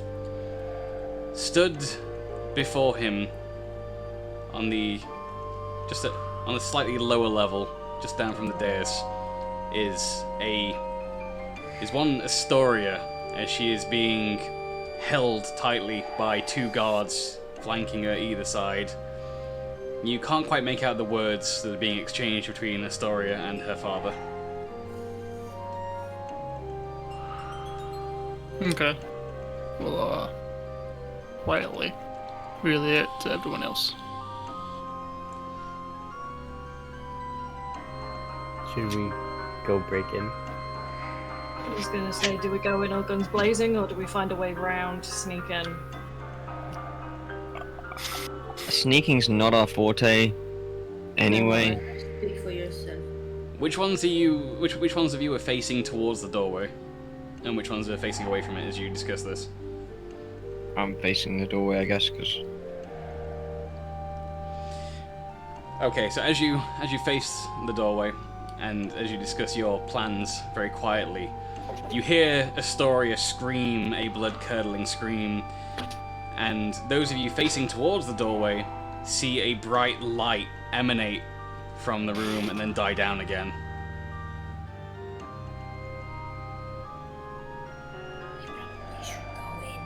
We're going in. Probably. yeah. And so as the 6 of you burst into the throne room, the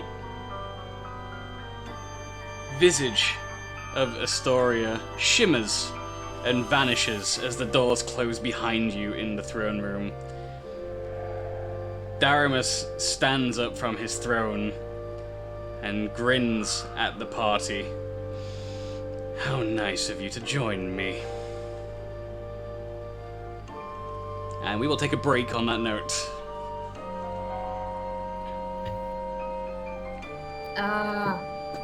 There has been a break. Like a mini cliffhanger for the break. So I'll hit the Be Right Back screen. I really badly want to walk into the throne room and then look at Dermot and say, I was expecting you.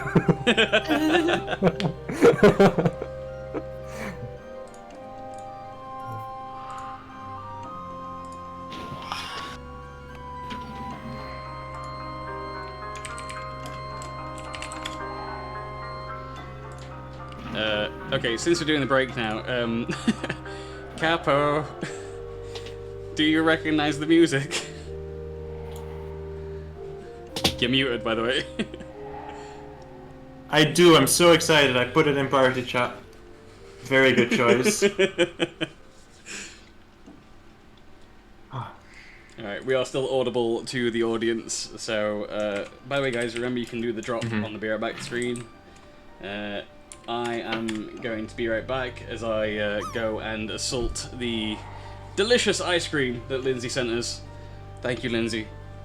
I've said it before and I'll say it again. Love you. You're the best. And I will be right back.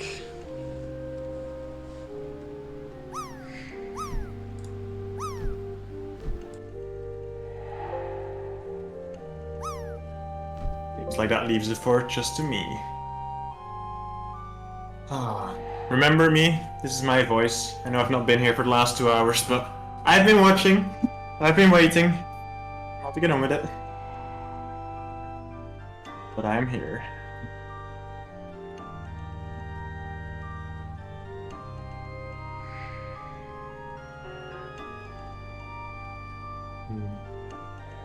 I'm loving the role-playing part. Oh, it's been cool. It's been very cool. Hey Marthos, how are you doing? What do you mean you hear dead people? Excuse me?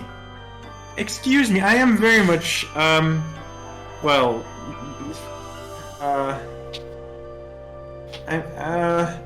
Capo is alive. You can't see me, but I'm holding my thumb up. Sad days. Saw you in chat. Oh yeah, I've been here, Brack. I've just been... patiently waiting. Totally rigged. Oh, I won! Suck it. Look at that. It's not rigged, it's just making up for life. That's what I'll call it.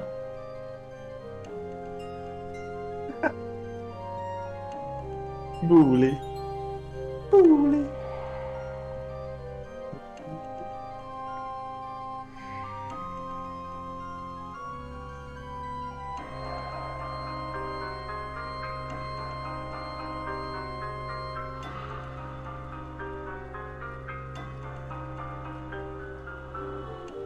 Hold on, Jeff.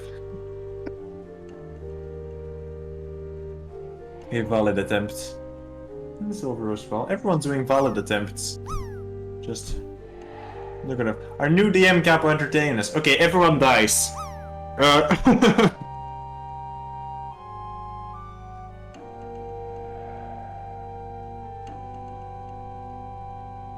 I don't know if you guys can still hear the music. I'm vibing very much. I don't know how Briggy has it set up though.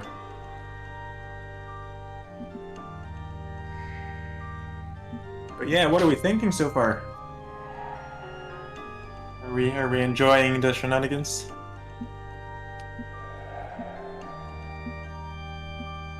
Some interesting stuff happening.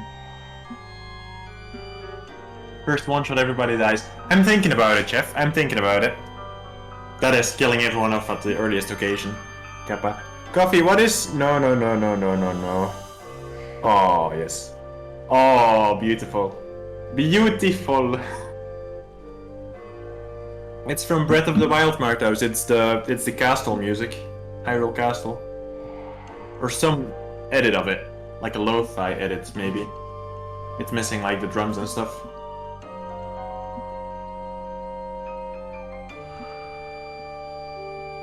It's one Emma has on her playlist as well, though. On her shortlist. And my suggestion. So close to KOing Capo from the top score. So close indeed. What a shame. Capo the end stream when? Maybe at some point. I'm thinking about it, but not enough thoughts to actually be anywhere near an actual plan, as it were. But maybe at some point. Need to play it. Marthaus! What are you doing? Play it.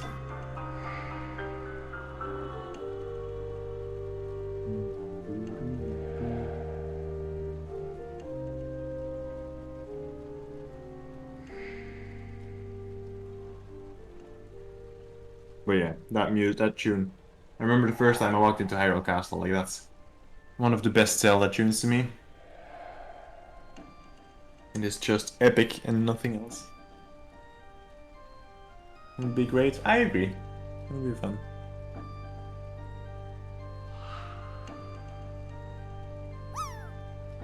To steal the plot of a video game people are unlikely to have played and wing it from there. Now who does that? Come on now, that's not something that happens in D&D. How silly. It's usually movies.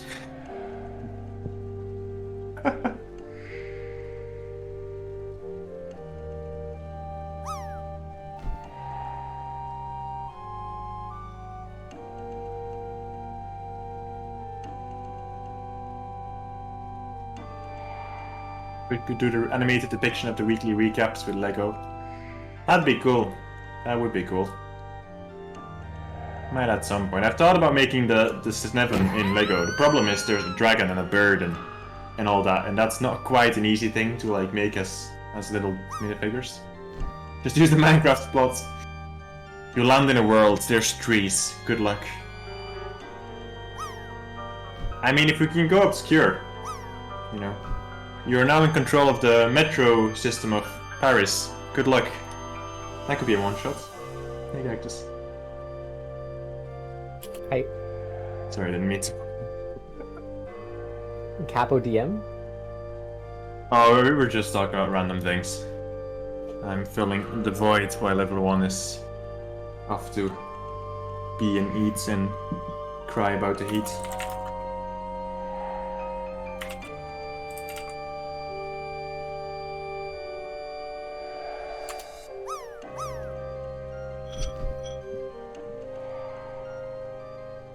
I have returned. Hello. What a coincidence, we do. Quick peek then. I'll be back in a sec. Sweet. I have Oh, Ben and thank you. Jerry's. Nice.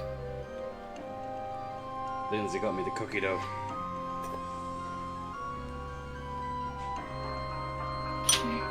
Because I didn't put it in the freezer right away because I wanted to be able to actually eat it, it's all a bit melty now.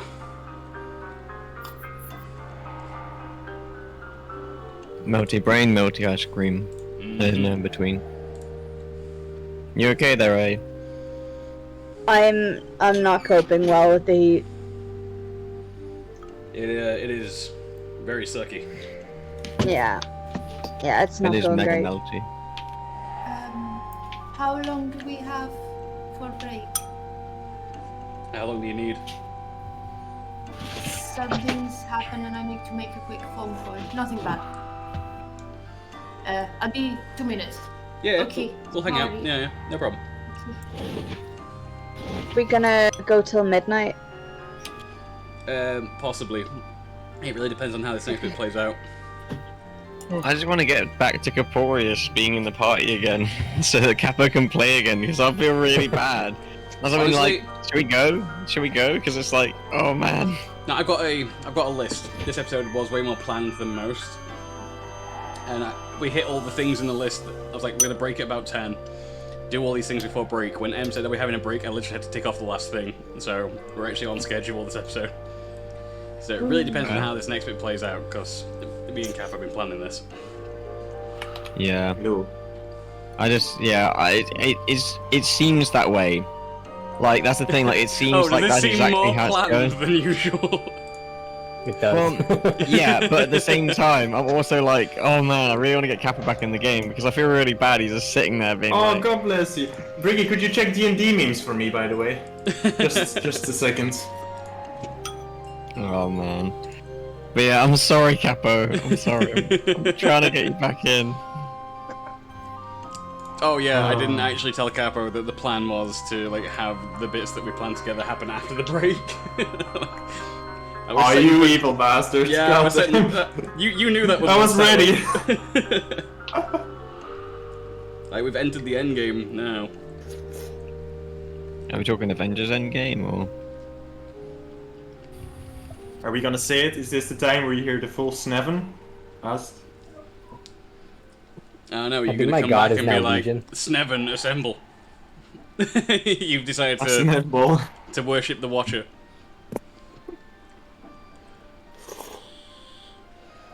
Hey man, I wrote a full pantheon out for you guys. All you had to do was read which one you wanted to worship. Yeah, we already know about you, Charles. You got the secret unlockable god. Yeah, I worship Daddy Gershaw, that's for sure. Fucking hell.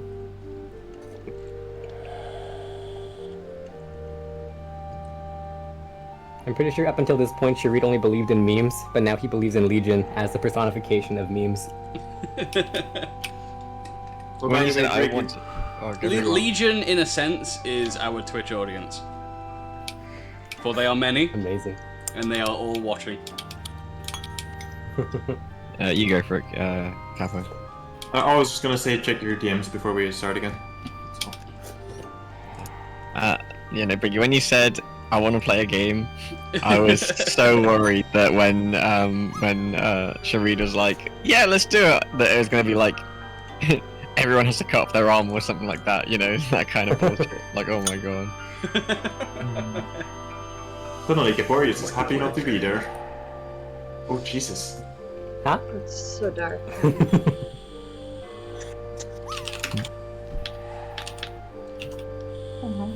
Yeah.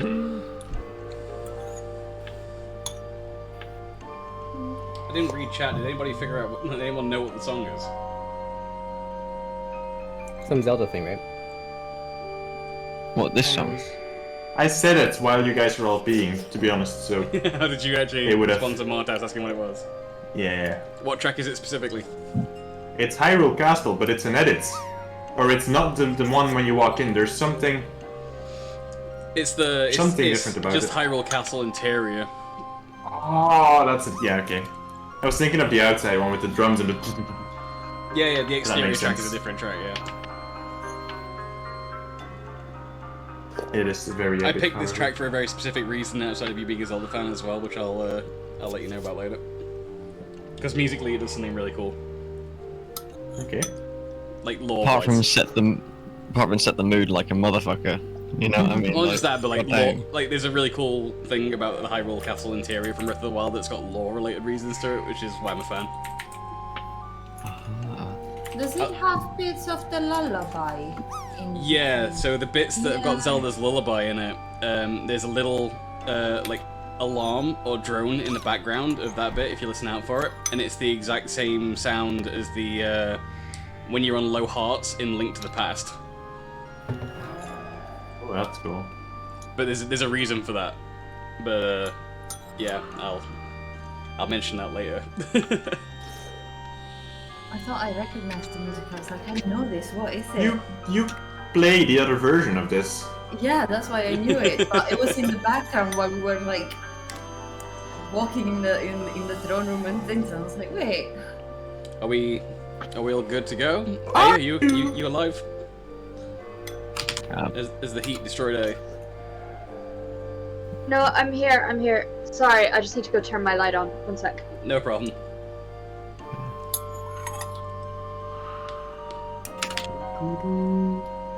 So hot. Mm-hmm. Goodbye.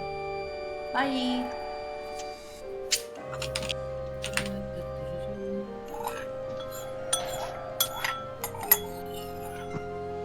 Alright. Let's go. Alright, and this is going to be the moment that we swap over to Roll20 as well. So, there we go, we're back on screen. Hello everybody, we are returned. And also, let me just check that I've got everything loaded up. Let me just do the thing to move the players first. So players should see the throne room now. Oh shit, there's lots of people in here. I made a new map. Oh, I literally just closed Roll20 instead of switching to the tab.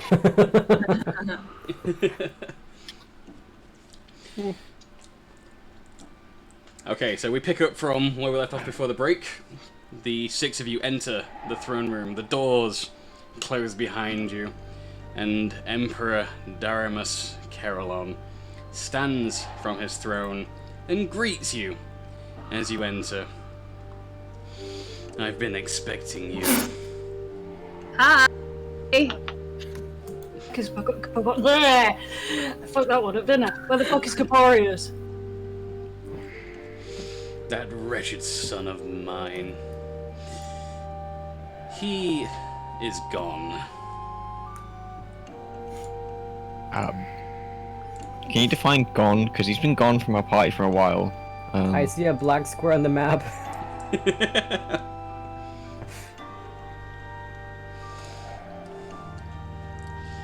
And so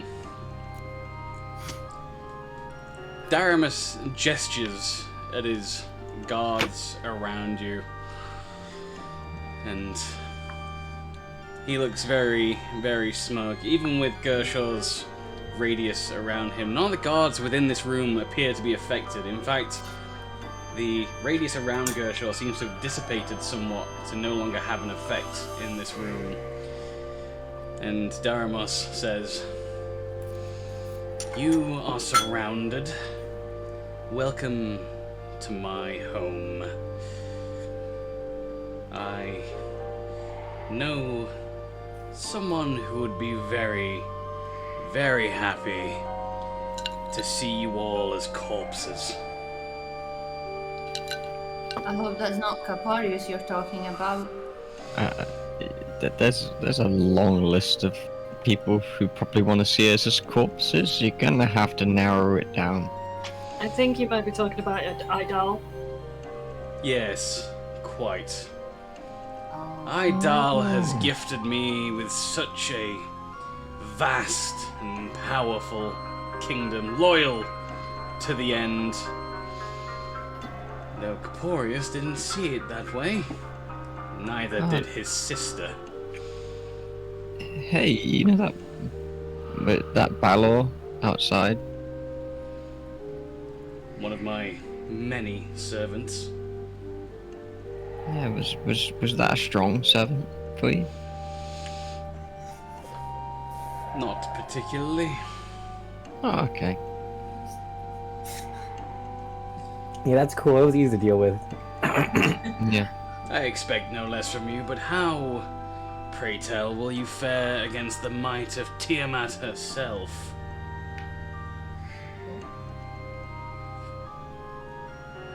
I only have 2 good berries left. I don't think I can feed her.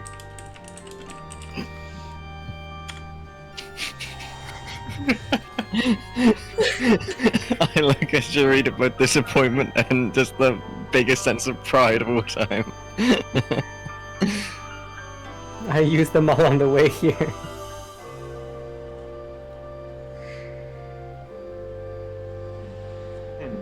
Hello. As you're looking at Daramus, you may have noticed that next to him, the air is suspiciously wavy and kind of hard to see. It's almost like something is pushing itself out of your vision. It's trying to convince you not to look at it. But if you were to try to look at it, you might see just about now that a figure steps out from behind said wavy wall, which has just grown in excitement. Oh, never mind, it's gone. I was just happy to see you. Whoops.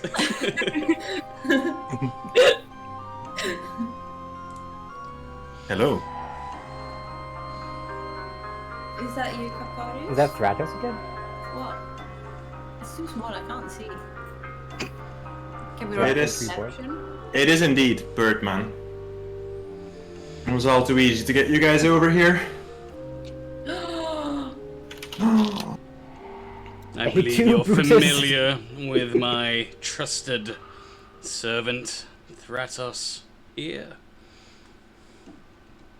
It's almost like they wanted to comment their story here. Suits me, of course. Makes my job that much easier. So you not only betrayed us, but have been playing double agent this entire time. Double Agent, Kershaw, do you really think that this is about something as puny as the six of you? There's bigger things at play here. I was merely moving things along. I wasn't talking Don't about charm us. yourself. I was talking about into the thinking resistance. more. Ah, Yes, yeah, of course. We'll just save you for last. You Oh, have so done you well, haven't done- Thratos. First you delivered me my son, then you delivered Astoria to me so she might pay the price for her insolence. And now you deliver to me the remainders of the Snevin. Foolish name. Idal will be very pleased, and you, Thratos, you shall inherit an entire kingdom for serving me so well. Pleased to hear.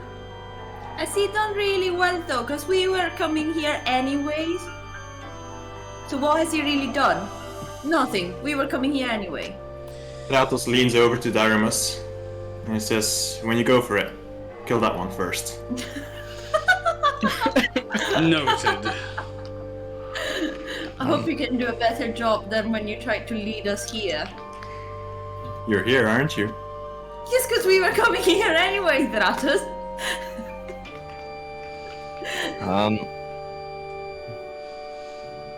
I see your That's reports true, you are know. correct, Thratos. They do seem a rather dense group. I'm not entirely sure what Idal sees in them. I'm not dense, that's why I can fly. Let's just say it's been a long, well, what feels like weeks at this point, although it's probably been days.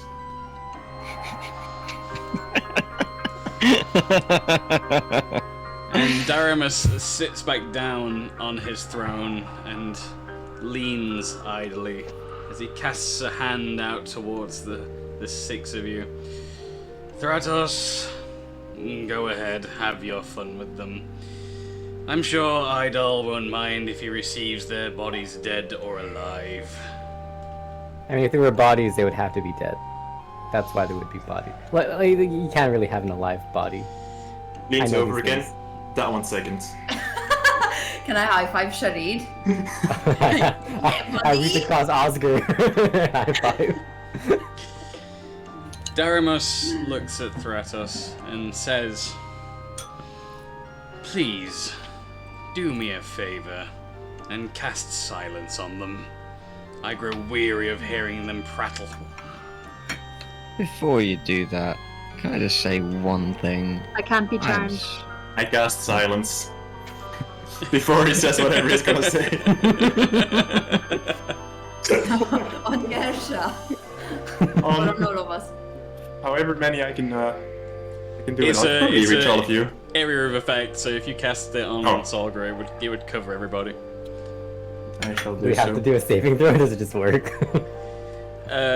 In this case, I'm gonna say that you couldn't possibly pass it. I mean, if Thratos really was level 10, then probably you'd be able to pass it. what saving throw would it be, just for future reference? Probably wisdom. Oh. Yeah, we would pass it. I'm immune to being charmed. Same. You're not being charmed, or you're being shut up. Yeah, silent. Yeah, not the same, charm it's is silent. charm is not silence.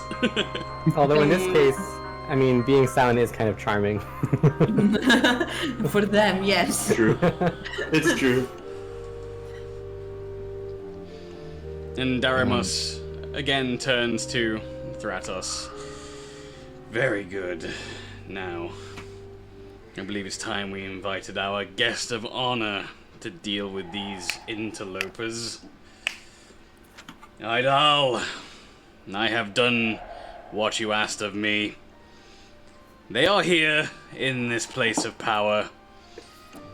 They are yours to do with as you see fit. And as the party remains silent due to the incantation upon you, you begin to hear echoing throughout the throne room a voice you've never actually heard before.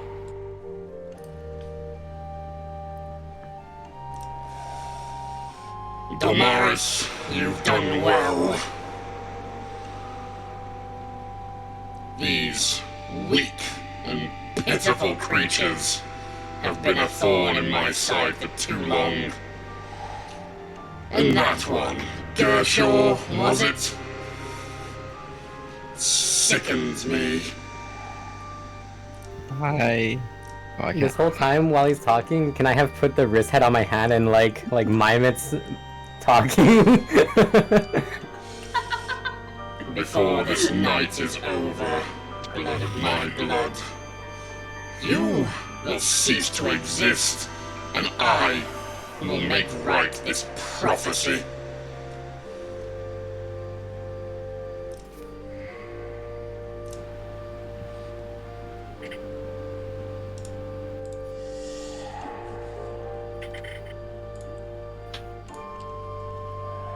It's about this time that neither Dormaris nor Thratos have noticed movement beyond the party happening within the throne room.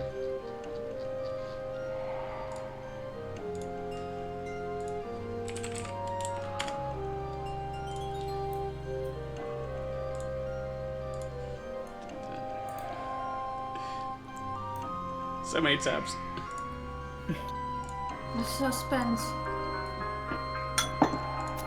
Okay. On the left-hand side of your map, so the western wall of the throne room, Solgra, you're the first to notice it, and then Fanibos as well, the two of you having kept well aware of the situation, trying to monitor the guards. But all the guards along the balcony on the west of the throne room are all downed. You can't see them anymore. And the brazier on the western side of the stage upon which the throne is sitting begins to flicker and die out. Thratos notices this a little too slowly, and a cloaked figure moves quickly behind him.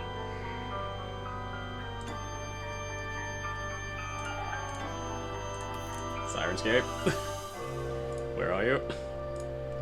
Is it Vim? And Thratos is suddenly struck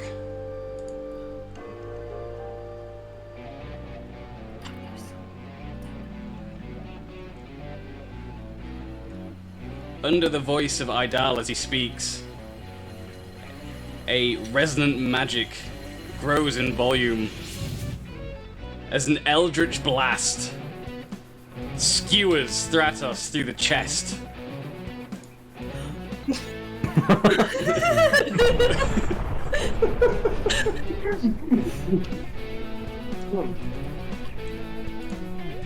Thratos, taken aback by the sudden wound he has sustained, this time not a trick meant to fool the eyes of the party, but instead a legitimate fatal blow.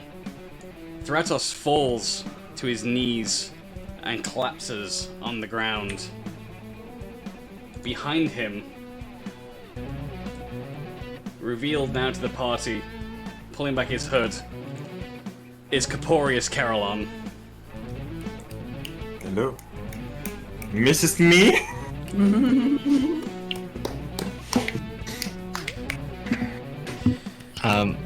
I do my best to mouth. Oh wait, is the silence gone now? Silence is dispelled upon the party as Thratos breathes his last and dies on the ground. The silence dissipates, allowing each of you to speak and once again cast spells, those of you that are able to cast spells. Can we pretend not Daramus. to notice this for a bit? And we just like... You might Can notice I wave at Corporius and say, "Hey kid, catch," and throw his book at him? You can. Thank you. I've been missing this. I flip through it. A few pages nonchalantly. You miss Gersha too. As Corporius has slain Thratos, Daramus stands with shock from his throne, and he turns to Corporius. You! I thought I'd killed you, you insolent wretch! Guards, seize them all! Roll for initiative. Yeah, boy. I'm so hyped up. It's been a million years. Let's do it. 3. Oh my god. Fucking hate this game. Oh. 22. Natural 1. Jesus fucking. That was a very epic entrance back in. It's been a million years. You know what? Fuck that. I'm using inspiration for that. No, don't use inspiration, it's fine. Oh, okay. Okay, never mind. I can't delete it, yeah. So Shree got an 8. Fanny Boss with the 18.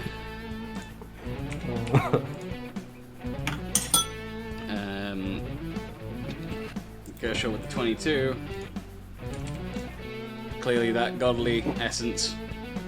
Solgar with the 5. Wait, shit, what am I rolling? I'm so sorry. Initiative. I got 9. Initiative, sorry, You jeez. got 9? Christ. We haven't seen... Oh, because you get initiative. You got advantage, don't you? Advantage. Sorry. Yeah, 9.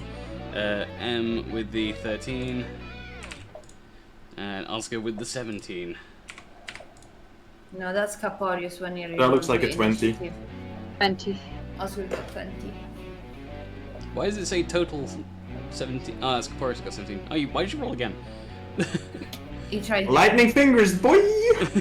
Fair. Sorry, so yeah, Oscar with the 20. Sorry. No worries. You're right, here. Understandable. Have a nice day.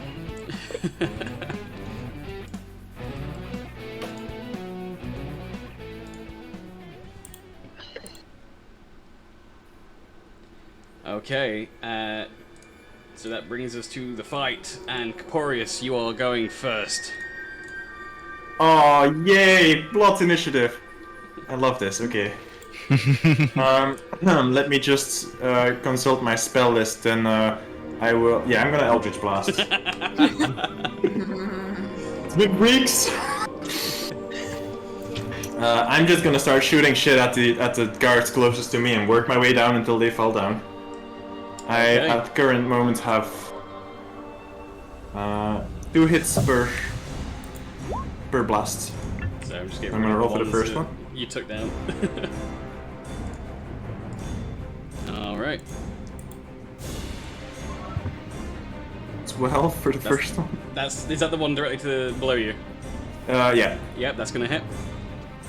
Okay, let me find my damage.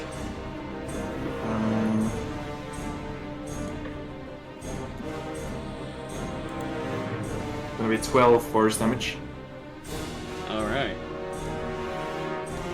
So that Eldritch Blast is going to tear through that soldier and eviscerate him. Oh, I like that. I'm gonna shoot at the next one over as well. The one lower down, just same direction. I don't want to have to turn my head. Alright. There are 21. That will hit.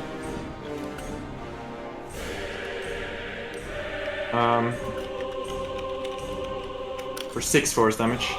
A very bad shot. Alright, that's gonna rock him. He's got eyes on the party in front of him, but that Eldritch Blast, he spots it just at the corner of his eye after he sees his comrade go down and be absolutely eviscerated by that first blast. So he doesn't take the full brunt of the force damage and gets out of it. Is that the end of your turn?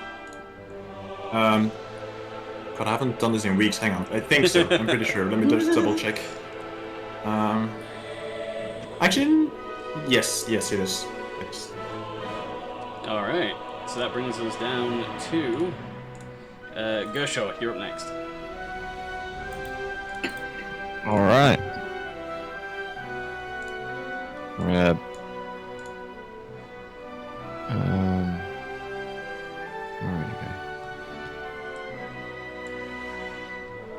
I'm gonna move here, and I'm going to use a key point to summon Arms the Astral Self. Alright. With a new saving throw of Dex 17. Okay, so the knight fails and the mage passes. Okay. Daramus also passes. Okie dokie. So the knight is going to take 5 force damage. Alright, you can see that's hurt him right there.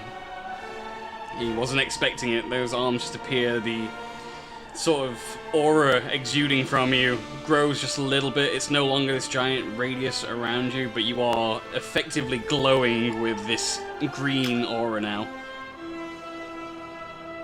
Okay, and I'm actually going to target my attacks on the mage. I'm going to attack with Arms the Astral Self. Alright. So 22. That will hit. This mage is not looking quite as demonic as the other knights in the room. He still looks fairly close to what you imagine he'd look like beforehand. 7 damage for the first strike. 7 for the first. It's a 17 for the second hit. That's gonna miss, unfortunately. No worries. And then I'm going to use a key point to use Flurry of Blows to get an additional 2 strikes. Alright, roll the hit.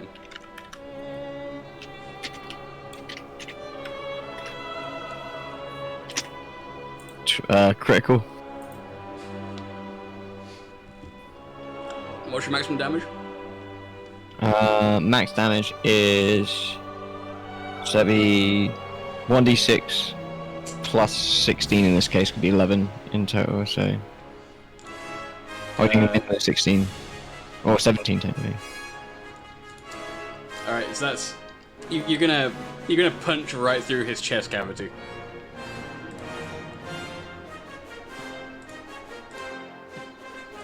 And that's gonna... Or ice for people. That's going to annihilate him. So your Arms of the Astral Self, your stand, punches directly through the chest of this mage, and as you retrieve your arm, you hold his still beating heart. That was so well timed with the music. Should have stayed at the library. Yeah. And then I guess I use my second strike from flurry blows to target the knight. Alright, roll to hit. 23. Double hit.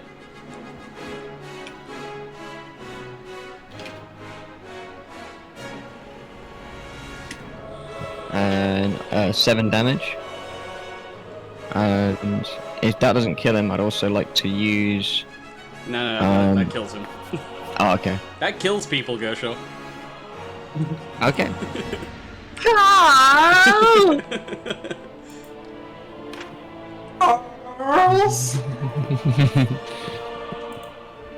Alright.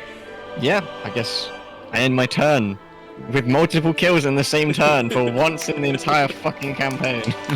Where did you guys drop Gershon? Who is this new guy? We just kind of found him. Traded Gershaw. So it was faulty after all, you got him returned. We still had some guarantee.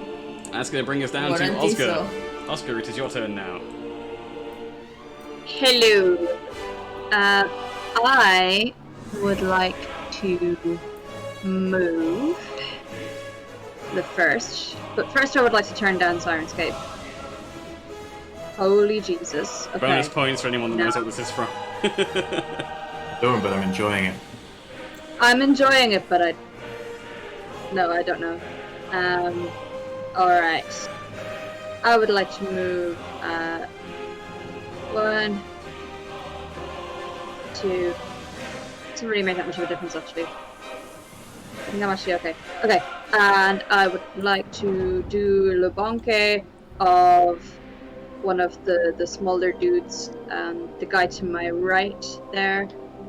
I'd like to Chaos Bolt. Okay, roll to hit. I shall indeed. So it's the one on the right of the map, did you say? The one, the right of me there. Wanna shoot through the party for effect? Yeah, you know, fuck it. No, okay, fine, I'll come over here. No, I won't. That's silly. Here. There. Hang on, sorry.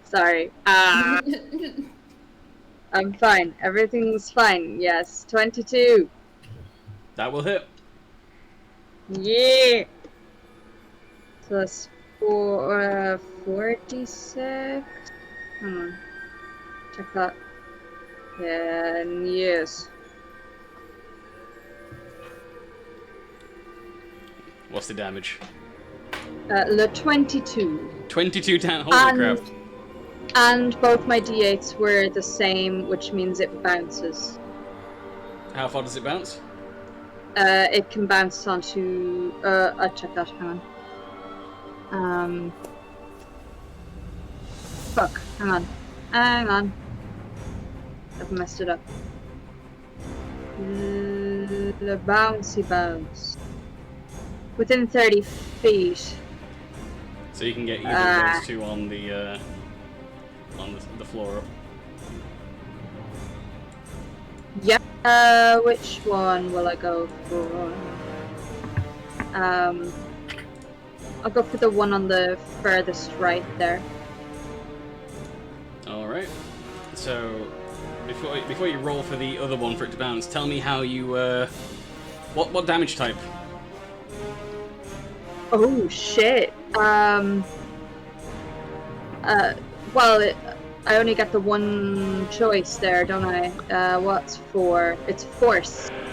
Alright. So tell me how this guy dies. He dies by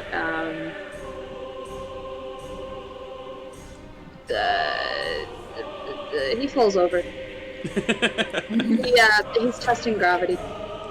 He sits down on purpose. So it's just a sheer, like, invisible oomph to the chest of this demonic-looking dragonborn god as the whole of his chest plate just caves inwards, and you just see him. Pathetic, really. You just see the eyes bulge in shock as he just falls back and sits on the ground, and then falls back again to lay down. Pretty much. It's just invisible. You know? This force blast recoils through the air. No one's able to keep track of it or see where it goes until it hits the second target. Roll for damage. Do I have to roll to hit or roll damage? I'm gonna let you just roll damage in this case. It's cooler that way. It's finale time, which means rule of cool supersedes everything. I would give anything for more cool. You know rule of cool is in effect when Gershwin gets 2 kills in 1 round.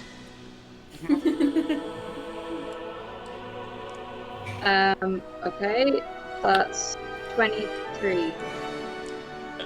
Describe how this one dies. Oof, okay, I have to choose one first. He's up. He's about 15 feet in the air once you get to the top of those steps on the balcony. Poison. He shits himself. He loses control of his innards, and he just begins to defecate and choke, and eventually falls back after hitting the railing and topples over it to his death. Staying away from him. That's gross. Way to unload, bro. And they are now dead. Is that your turn? I think so, yeah. Fanny Boss, you're up. Alright. Well, I'm gonna go here and do what I do best and smack stuff. So I'll smack that guy. Alright, roll to hit him. But I am also first gonna ignite my sword.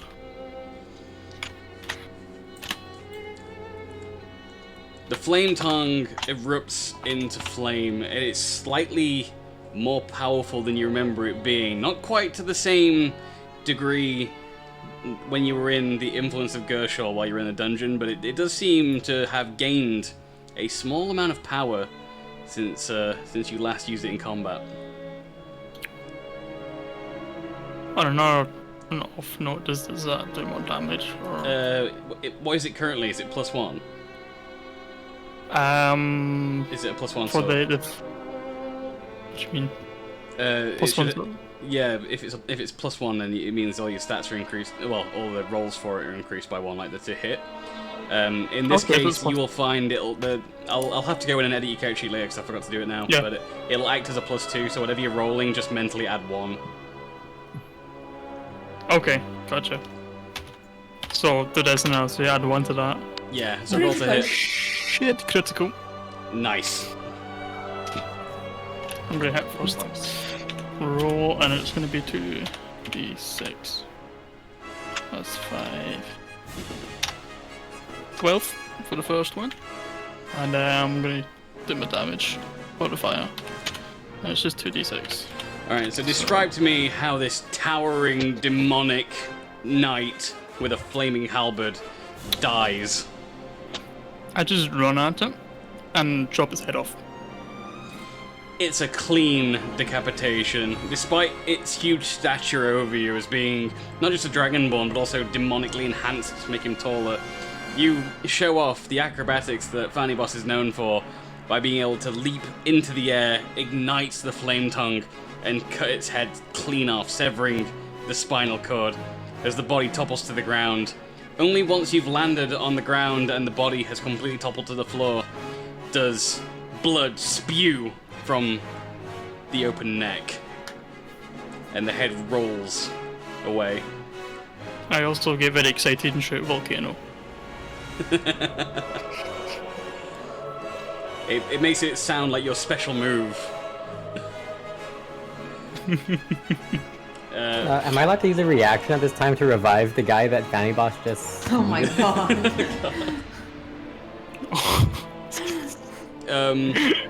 No. Oh. Fine, go ahead.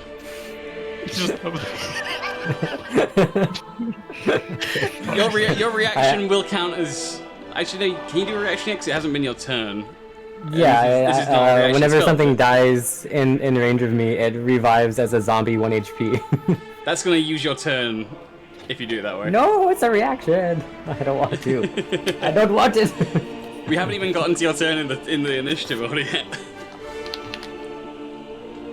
I'll let you. You can either trade your turn for a preemptive reaction, or you'll have to wait to do it on your turn to revive him. I refuse this reaction. Okay. Is there anything else you want to do in your turn, Fanny-Boss? I think that's everything I want to do. Cool. In that case, I guess we move on, and that brings us to M. Hello. Yeah. I'm gonna go. Oh no. I'm gonna go here and shoot this guy. Well, this one with the arrow going at him. Alright. With the crossbow. Roll to hit. There's no sneak attack damage, unfortunately. I know.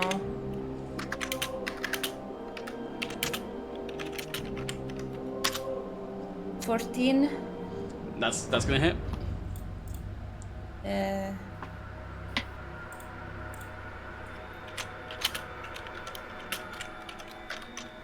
Ah. 10.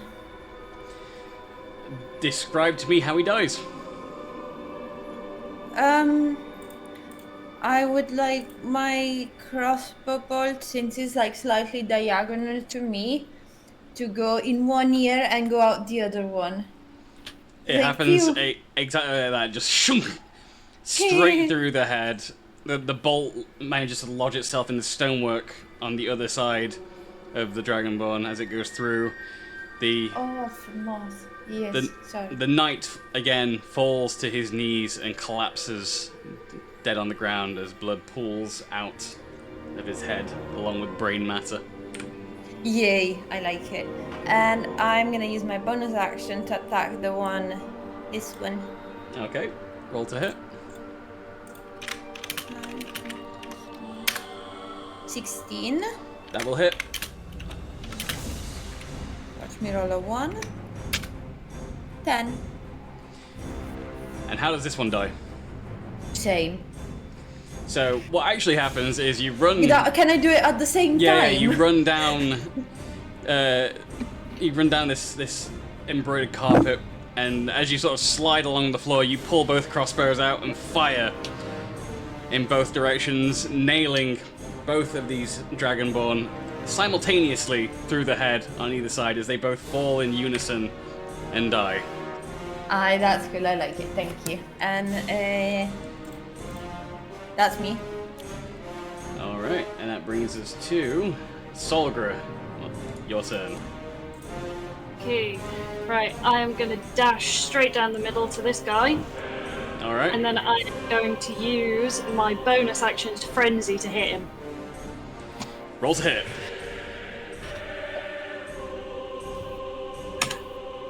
$19. That's a hit.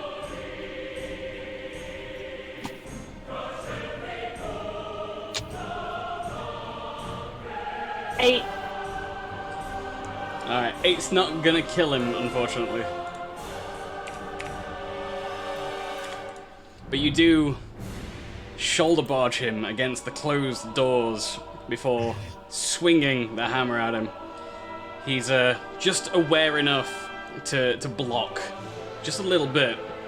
He still takes a huge amount of bludgeoning damage as the hammer makes contact, but he's able to lock eyes with you, and you see the fire burning in his eyes and the growls as he breathes heavily, rearing up for a counter-offensive. Anything else you want to do? That's all I can do right now. Alright. That's Sharid's turn then. Okay, I'm gonna walk up to to Emperor Man and cast a buff berry and the fire sword. Alright. I'm gonna roll to attack, but I'm gonna say, you might not understand this, but for plot-related reasons, I don't think I can kill you. I will, however, soften you up. And then I'm gonna roll hit. If I can remember what my hit roll is. 19. That will hit. Okay.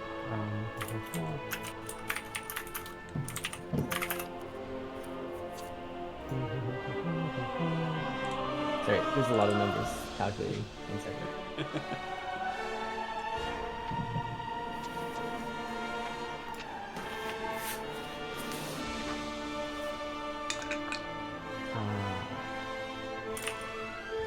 Okay, I think that's everything.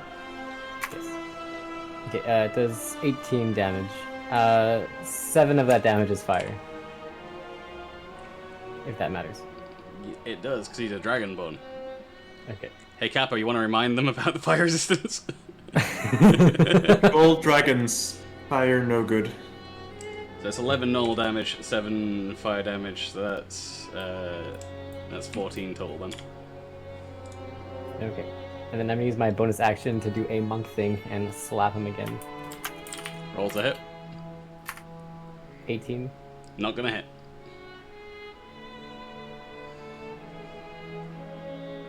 Then I will just chill there. Alright. So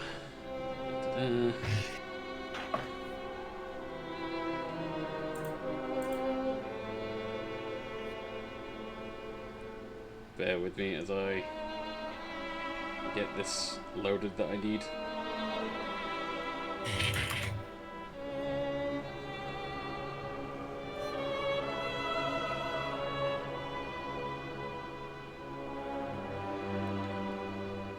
I should have loaded this sooner.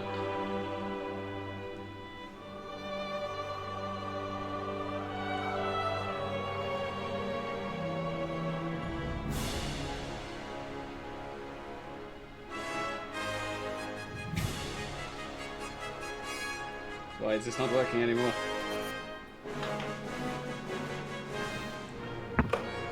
Alright.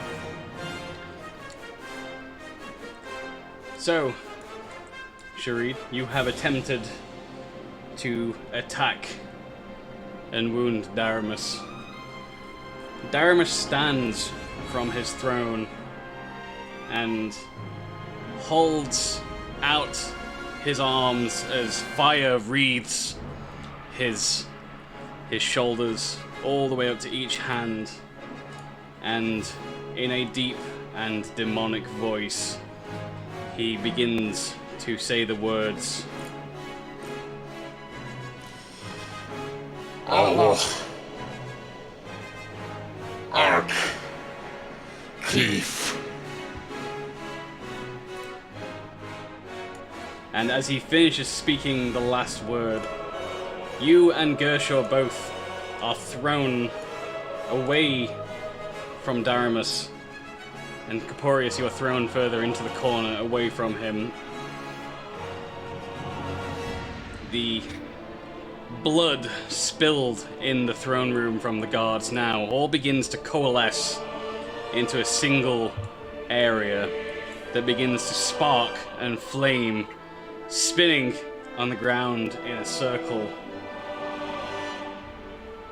and rising from that point, a large creature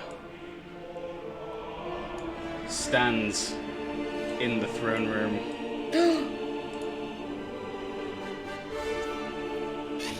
Bruh. Excuse me, what the fuck? Is that a wrist or something? That looks like it was something. That is Why is it close to me? Can it be close to Daramus? Excuse me. No, no, no. Hey Kappa, your buddy's back. Is that the same one? You aren't sure from this distance. You know it's the same kind.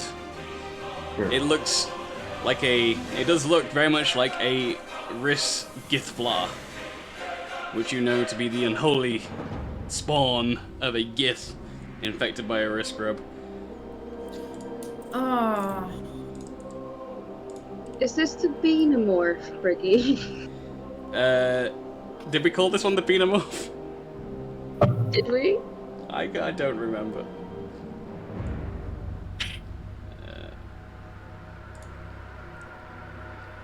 But if I could remember where I put the sound effects for it. As it finishes rising from this flaming portal in the ground, it leans forward and unleashes a deafening roar.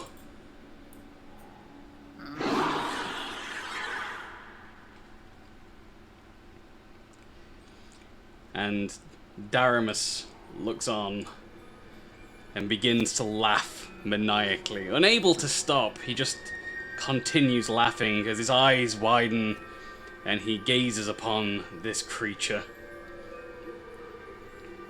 which begins to dash, finding itself between the members of the party.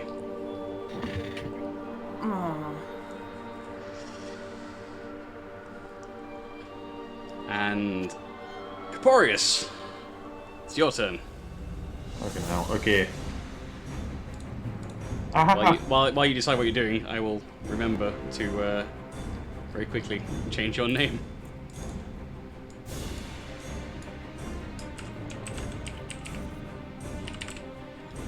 Yay, now everything's back to normal.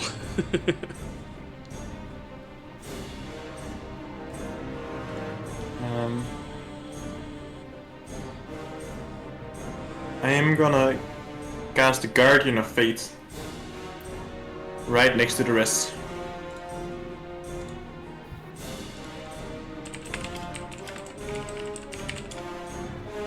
Just oh,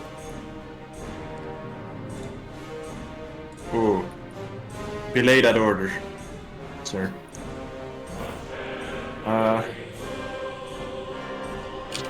You guys got it, right?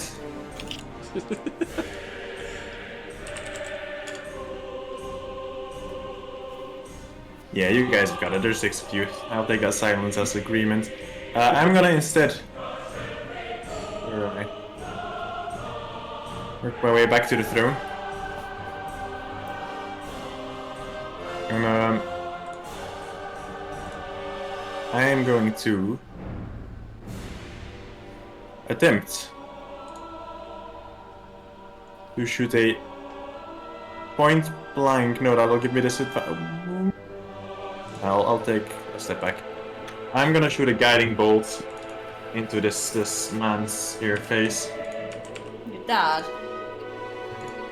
Yes. And I shall roll for that as well, actually. Do it to it. Do it. 18 to hit. Roll with advantage because he's focused entirely on that gith, the githblar. It's like he's looking right through you, just He staring uses inspiration. at it. Speaking of inspiration, by the way, Briggy, did you see that double band that I did in chat earlier there? 20. Yeah. That's gonna hit. Super close. Alright, roll damage. What's not? I'll take it as a no. Where is... Guiding bolt. Sorry, I've not used this list of spells in a while. Guiding bolt, here you are.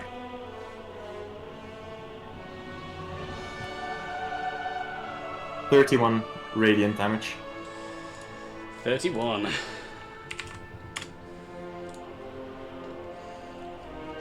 Alright, you see Daramus take the hit. He continues to look right through you as he laughs maniacally, staring at the Githblar. Can I also...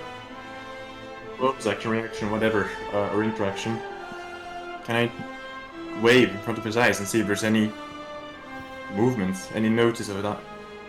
Yep, as a bonus action, you do that, and he continues laughing maniacally as he stares at this Githlar. His arms and shoulders still burning with fire as magic sigils float around his palms, and like I said, he just continues laughing as he looks directly at it. Okay, that's me then. All right, Gershel, you're up. Well, I greet the big boy in front of me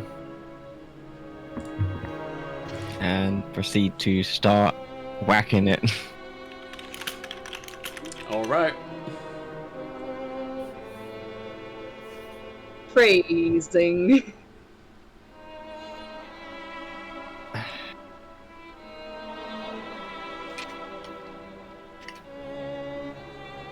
Oh. This is not a good time for that.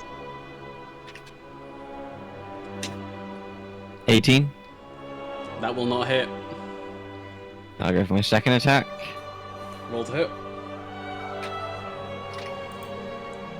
Oh, god damn it. I keep on accidentally holding shift too long. 20. As in crit? No.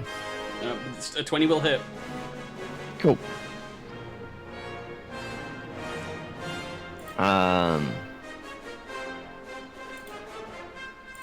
I'm also going to spend a key point to use Stunning Strike.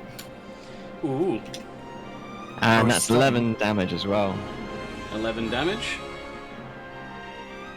And the Stunning Strike has a con saving throw of 17. Con 17. There you go. He rolls a 7. Yes. He is now stunned. Sweet. I'm gonna use a key point of my bonus action to use Flurry of Blows. Roll to hit. With And is that advantage. with advantage? Yep. Yes. Yes.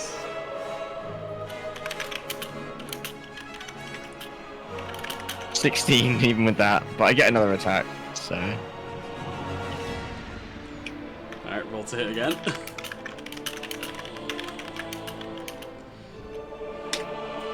$21.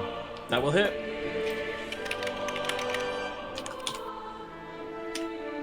And 7 force damage. Alright.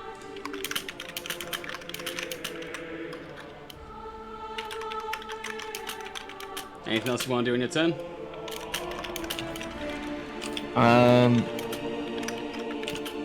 No, I'm good. I'm good. That's everything I can do. Alright. Actually, ooh. Yeah, I'm gonna stay there. I'm gonna look it right in the face and just be like, fuck you, mate.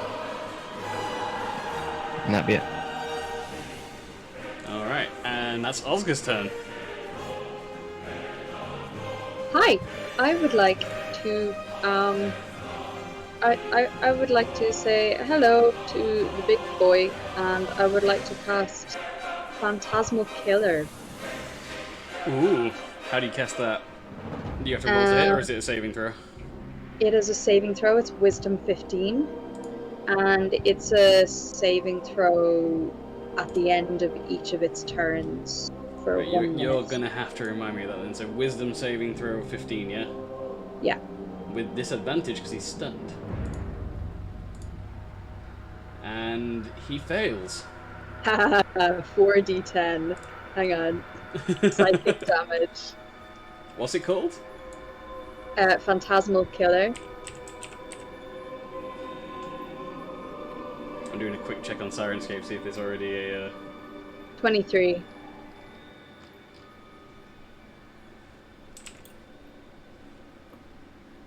$23 damage. Oh, there is. Here you go.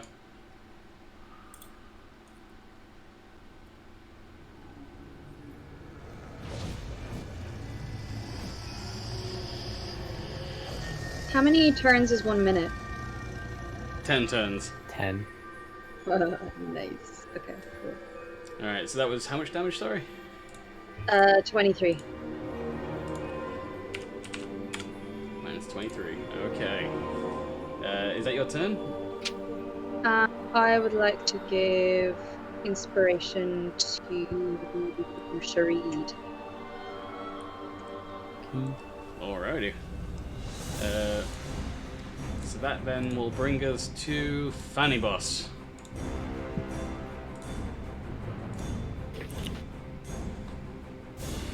So, where am I? The flame tongue is already lit. Yeah. I kinda wanna, As a friendly Yeah, I'm reminder, gonna try- it is stunned until its next turn, so you will get advantage on all of your attacks. Okay, so I'm gonna move towards it. I'm gonna try grapple it. Alright, okay. So roll your strength versus its strength, and it'll be at disadvantage. Okay. Strength. Hold on. Okay. That would be +9. 24. Hot damn! And like, it rolled a 21 and a 22. So even at disadvantage, that was going to be difficult. And you still managed to grapple it. It is now. I mean, it's more like you're hanging off the back of this giant creature that's currently stunned. Nice. I could take an unarmed strike at it. You could. It does 6 that, you know what? Yeah, might as well. Unarmed strike. Roll with advantage. Okay.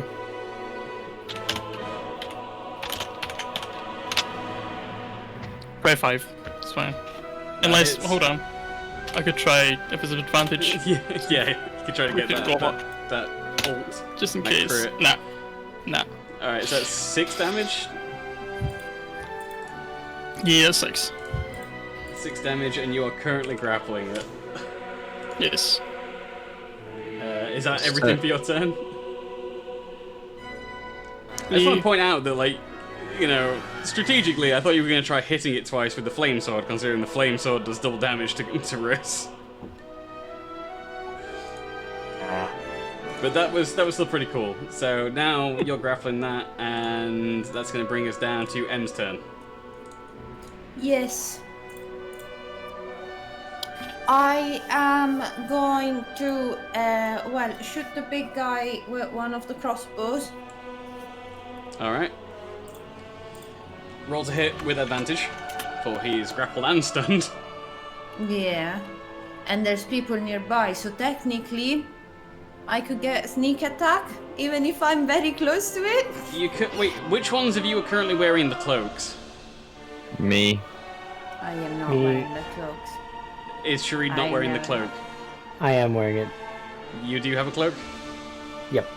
Alright, I'll remind you, as you would hopefully remember in character, that if you are stood next to I will take acid you will damage. take acid damage. You've seen the acid spraying and hitting the others, but they've been protected by the cloaks that they're wearing. Yeah.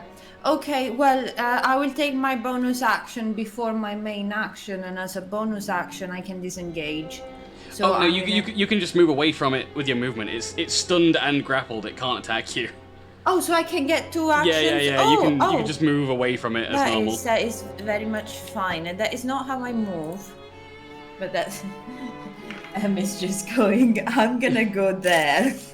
Oh, okay. If you can move on the tables, but I'm gonna say that's gonna take away 5 feet of your movement to get on the table. Okay, so I do need the measuring tape. Yeah, that's fine. I can get there. I'm gonna go here. If you got 35 feet minimum, then yeah, you could get over the table. So you don't need I have 40. Yeah, you don't need the extra 5 to get down. It's just the 5 to get up it. Okay, I will be here. So you run and sort of like lunge across the long table, sort of like pulling the tablecloth slightly as you skid across it. How high is the table? Can I crawl under it? I don't know, like, it's like 3 foot off the ground or something? Like, average table height. 3 or 4 foot. Like, it's kind of That's low, almost but 1 there's... foot after me.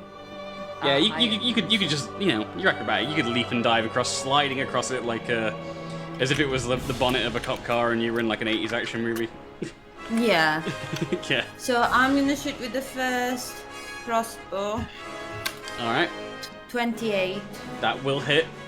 Do I get sneak attack? You do. D6 plus 5. And then I get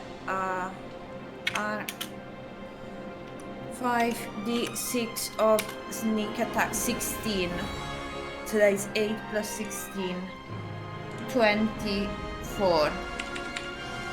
24 damage. And that is 1. With the other crossbow, I'm gonna attack this guy. Which guy? Oh, yeah, okay. That one at the bottom. Yeah, he seems kinda lonely, so I wanna keep him company. You just want to get a kill every turn, don't you? No, I got a crit on this stupid useless guy. No. Alright, roll your damage and add your maximum to it. I don't have Actually, sneak attack on this one, right? what's your maximum crossbow damage? With sneak attack 41, without sneak attack 11. Yeah, okay, don't even bother rolling for it. Save your effort. How does this one die? Can I shoot like straight here and he goes like cross-eyed or something and then he dies? Yep, you can do that. Silly. Yeah. You just nail him directly in the forehead and he just topples over and breathes his last. As he dies, the blood that drains from his face begins moving on its own towards the wrist. Uh-oh. And I think I did a boo-boo. And you see it begin to pour into the wrist as if by magic. It sort of leaps from the air, making the silhouette of a wrist, and then combines with the wrist Githlar. Cool. Okay, I've done enough damage, both in good and bad ways, so that's my turn. I'm just gonna chill. Alright, and that brings us to Solgra. It's your turn. Well, I had an idea, but now I've decided against it. Nobody touched the small ones. So I am going to risk the attack of opportunity to make my way back to the wrist. Alright. I just need to see how much distance I've got. Nice, perfect.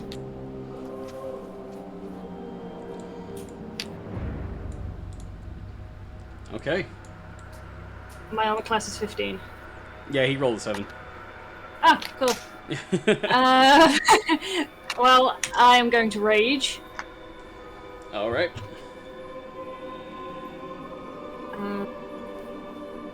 I'm going to set up my first attack if I can remember where I need to roll. Bear with.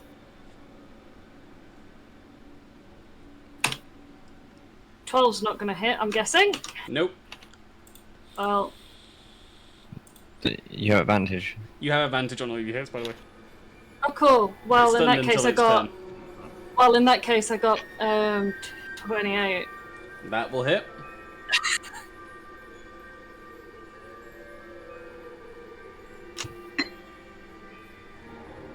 "14 damage. 7 damage. Yep.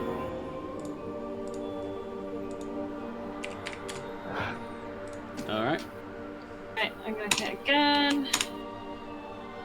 Didn't hit that time. Oh, you rolled 2 ones. I rolled 2 ones in quick succession, yes. Oh my god. Oh wow. Does that end your turn? It does, because I use my bonus action to rage. Alrighty then, and I'm scared to ask, but Shareed, it's your turn. What are you gonna do? I'm gonna cast Elemental Bane on the Githlar. Yeah. So that's like a DC 15 Wisdom, and I will implore the help of Oscar to do a cutting words.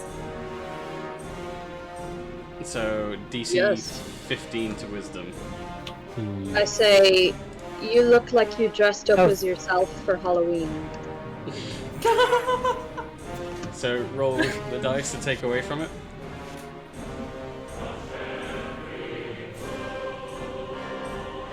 And is that with a disadvantage as well? Yeah. Wait, do I have to roll that or practice? Yeah, you roll the cutting Oh, I words. roll. Yeah, Sorry. Hang on a moment. and that will come off of the roll of the Githla. That's 1d8, right? Yeah, I'm gonna tell you now that it has passed, Oh, thanks. but we'll see what happens with the cutting words. 2. Can we It has inspire the failed. cutting words? It has Oh, failed. never mind. It rolled 16. Oh shit. Wow. So anything but a 1 would have stopped it from passing. Operation Scarface is on duty. Alright, so what does that do?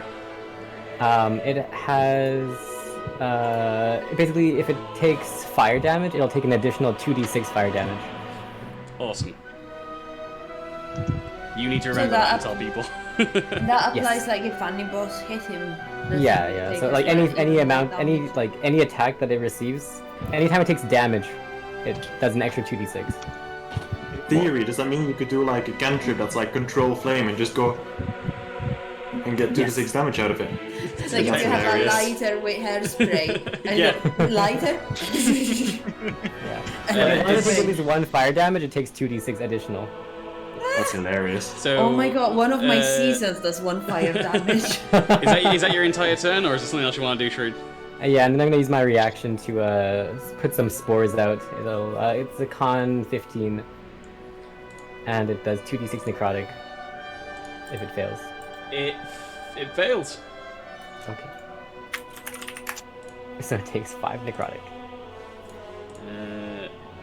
Yes, it does. For necrotic, it's not a damage condition that it is immune to or resistant to. So how much is that, sorry? 5. Minus 5.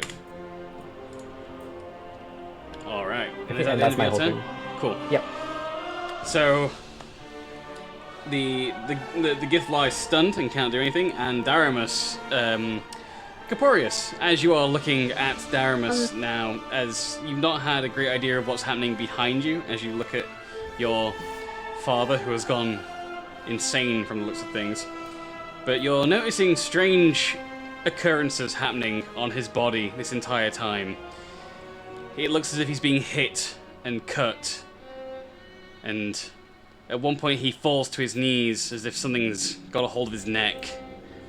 But still, he remains laughing and looking directly at the Githla. Interesting. Oscar? If the Githla is stunned, does that mean that it failed a second saving throw for the Phantasmal Killer? Is it at the start of its turn? At the end of its turn. Oh, in that case, yeah. What does he have to roll? It's a 15. It's a Wisdom 15. Wisdom 15 with disadvantage. It fails. How much does it take? 4d10. Hang on. That 40-10 is insane. But go ahead and roll that while Caporius is seeing all of this 24. go down. Another 24 damage. You can see, with the amount of acid blood pouring onto the carpet below, that this Githla is not looking very healthy. Caporius, you see Daramus is looking a lot worse for wear, despite having engaged in absolutely no combat so far. Caporius, it is your turn.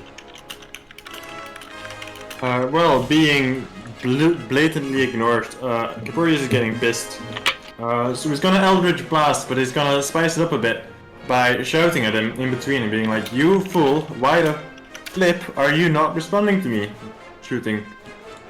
Like, kind of aggressively shooting him as I'm trying to get his attention. I'm just gonna keep hitting on him. Roll with advantage to hit with Eldritch Blast.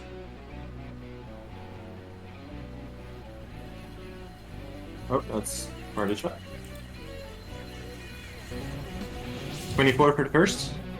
That will hit. So there was some damage. 8 force damage. 8 force damage. It's almost like I'm punching him like in anger, but instead I'm just throwing Eldritch Blasts. Eldritch So that's my Blast! signature move. This is who I really am, Dad. This is not a phase. It's not a phase, Dad! I'm a warlock now! And I'm gonna do it once more because I have the dual Blummy for 14. That might be not enough. Did you roll with advantage? I didn't the last time either actually, but oh well. 11. No, that's not gonna hit. Getting too pissed now. I'm very confused as to what to call him now because I was instinctively gonna say that. Gaborius. He is now one with the gift, blah. Kill him and the gift blah dies. You know what you must do, Gaborius. End him.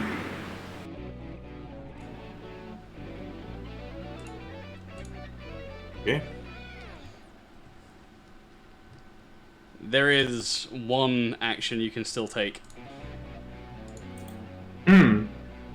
Let me inspect my character sheet. Yeah, I know what you're putting down. just checking. Yeah, I'm gonna, seeing that this isn't really working, I'm gonna conjure with Eldritch Energy kind of in midair. Tiny little bell, like one of those ding ding ding ding ding. I'm just gonna ring it once, and it's gonna evaporate again.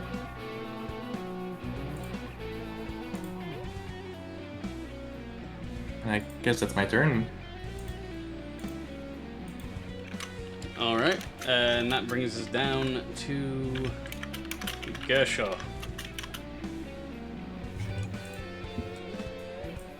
So, what's happening with this thing? It's still grappled and stuff? It is grappled, but it is no longer stunned. Oh, wait, sorry, does the stunning strike end on your next turn? At the end of your next turn, or at the end of its turn? It's your next turn, isn't it? Let's have a look. And yeah, you can make the target stunned until the end of your next turn if it fails. So yeah, it's still stunned. Yeah, so it's stunned until you finish your turn. So it's still, you still got advantage. Alright, I mean, just you know gonna... how to cheese it. Huh? You know how to cheese it. Just, if you suddenly strike it again, it's until the end of your next turn that it's stunned. I know, and that's kind of what I'm gonna... Do you know what? I'm just gonna hit it a shit ton. So here's the first hit. Remember, you got advantage. Oh yeah, let's roll the advantage just to see if I get that. No, okay, so it's 20 for the first hit. That will hit. 7 damage, force. 7 force damage. Second hit, here we go. 27. That will hit. 10 force damage. Bonus action for unarmed strike, but I can use Arms the Astral Stealth in place of that. Oh, I forgot to roll it again. Crap. But 21 to hit, but this is just for seeing if I get the critical. So it's 21. Yep. And then this one, I'm gonna apply the key point for stunning strike again. Okay. So con 17 saving throw. Alright, con 17 saving throw. And taking disadvantage because it's Yep, and he rolls a 6 with disadvantage. So he's now stunned until the end of your next turn. Cool, and then he takes another 10 force damage. Minus 10. Cool. Alright, it is at this point that the the Riss Githla begins to shake and roar as it tries to throw Fanibos off of its back, acid pouring down its chest cavity.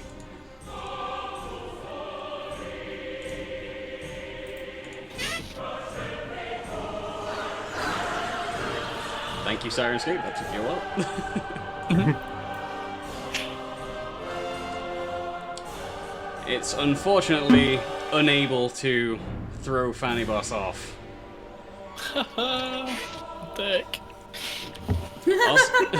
Oscar, your turn. LeBlanc. Okay. So I would like to Chaos Bolt again. And I think I can do that at 5th level again. Yes, I shall. Okay. Okay, hang on a second. Plus 11. 10. That does not hit, I assume. A 10 will not hit now. Did you roll with advantage? No, was I supposed to? Yes, Yeah, it's at advantage. Everyone's got advantage right now. Sorry. No, it's all good. 13 also probably doesn't hit. 13 will not hit. Oh, nice. Can I use my inspiration? You can?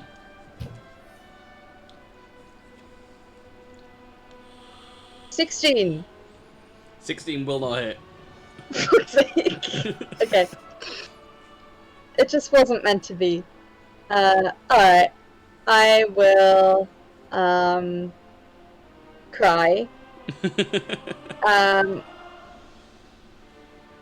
I will also... hang on a moment. I will hang on a moment. I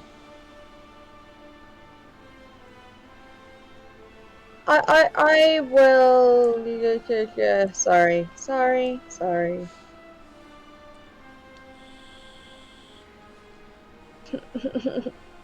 I will do the dagger, I guess. You would have to move closer for the dagger now.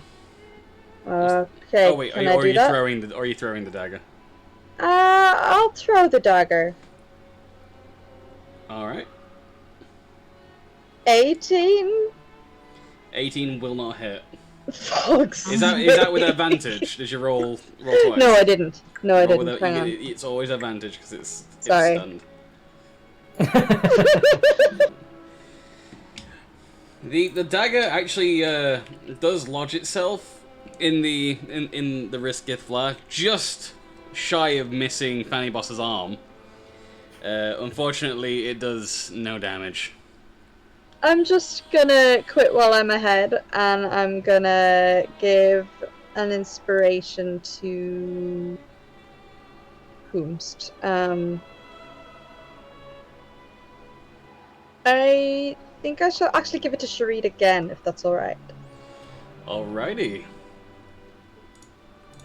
And that brings us down to Fanny Boss.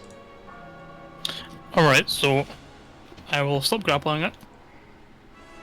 And bunk. So... is it still stunned or is it not? It's still stunned, yeah. It's stunned until the So end advantage? of Gershaw's next turn, yeah, so advantage right until Charles's next turn. Nice. Okay. Remember to add another 2d6 for the fire. Yeah. Yeah. So you've released your grapple, have you, to do the stab? Yes. And don't forget you're adding an extra 1 on top of your sword as well. Yeah, so 19 then. That will hit. Awesome. Alright. And it's, yes, 2d6 plus 5.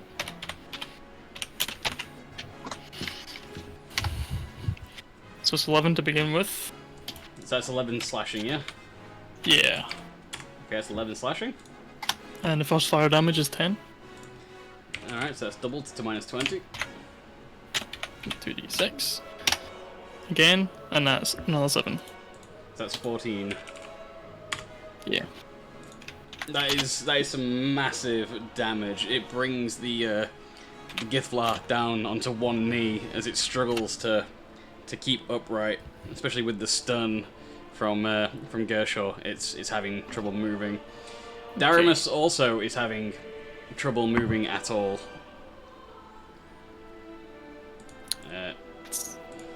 Second bonk. Yep. 21. That will hit. That was 22 anyway, but you know, I'm gonna, since it's advantage, I'll Yeah, just don't in waste case. that advantage. You never know if it's gonna be a crit. Actually, you know, I'll just make it +10. There we go. No, okay. 2d6. That's 5. Another 8. That's 8 slashing. Another 8. That's 16 fire. And 10. That's 20 fire. You can see that you've cut this thing up real bad. It's on its last legs. It's a wonder it's still standing. As it almost whines in pain, unable to move. Daramus finally snaps out of his trance. The fire on his arms extinguishing as he looks up for the first time at Corporeus rather than looking through him.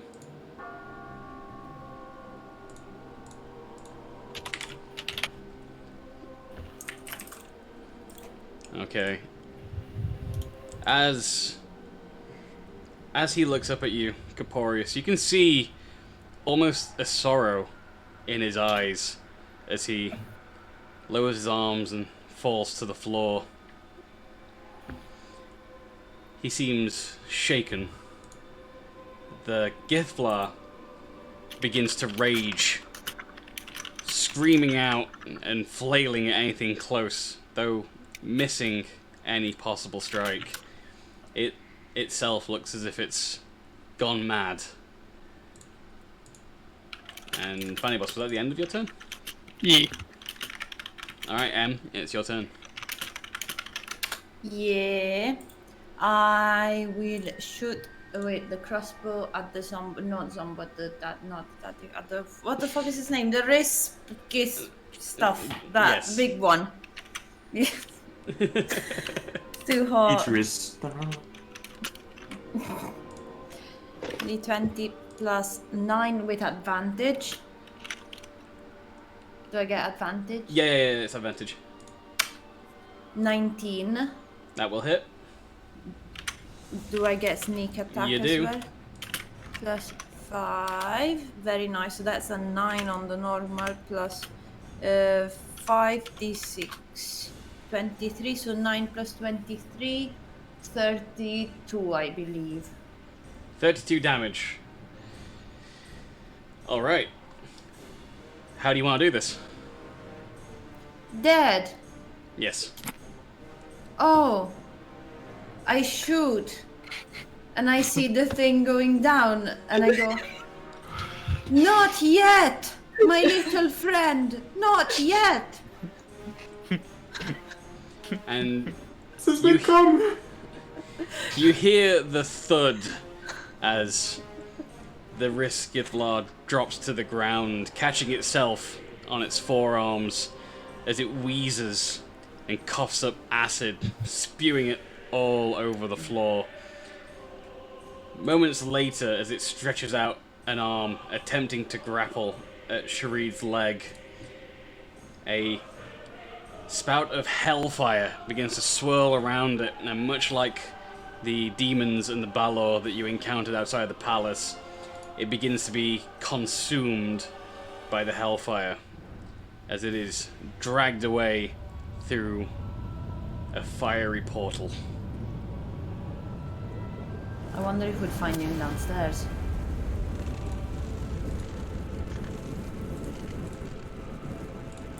And as the portal takes it, you hear one final cry. As all that's left is the smouldering ashes of this royal carpet.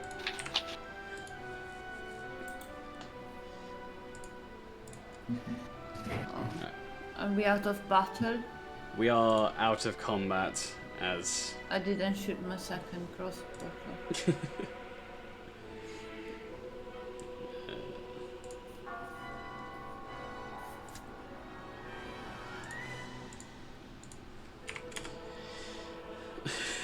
Thank you, Capo. Following.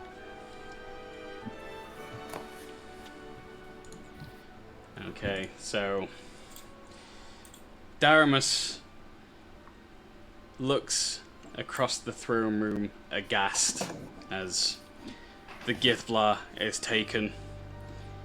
Throughout the room, echoes of voice.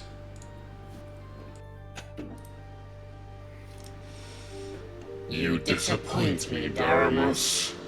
And to think you had so much potential for evil, and yet you couldn't even defeat them with my pet. Be gone with you. I will leave you to these Snevin. Wait a minute. The voice echoes and is gone. Are you gonna call him Daddy? Daramus looks up at Caporius and raises an outstretched hand. You wouldn't kill me, son of mine. I take his hand, pull it off to the side and throw him on the floor.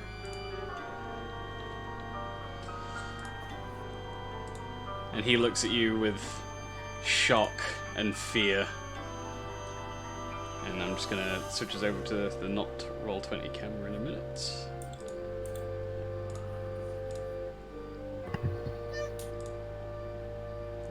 As soon as I made sure that I wasn't like giving away any spoilers. Alright, cool. We'll go from here. So now Daramus lays on the floor after you've thrown him. Please, Caporius, I'm your father. You wouldn't. Lost the right to name me that a long time ago. Well, I suppose it's not been that long.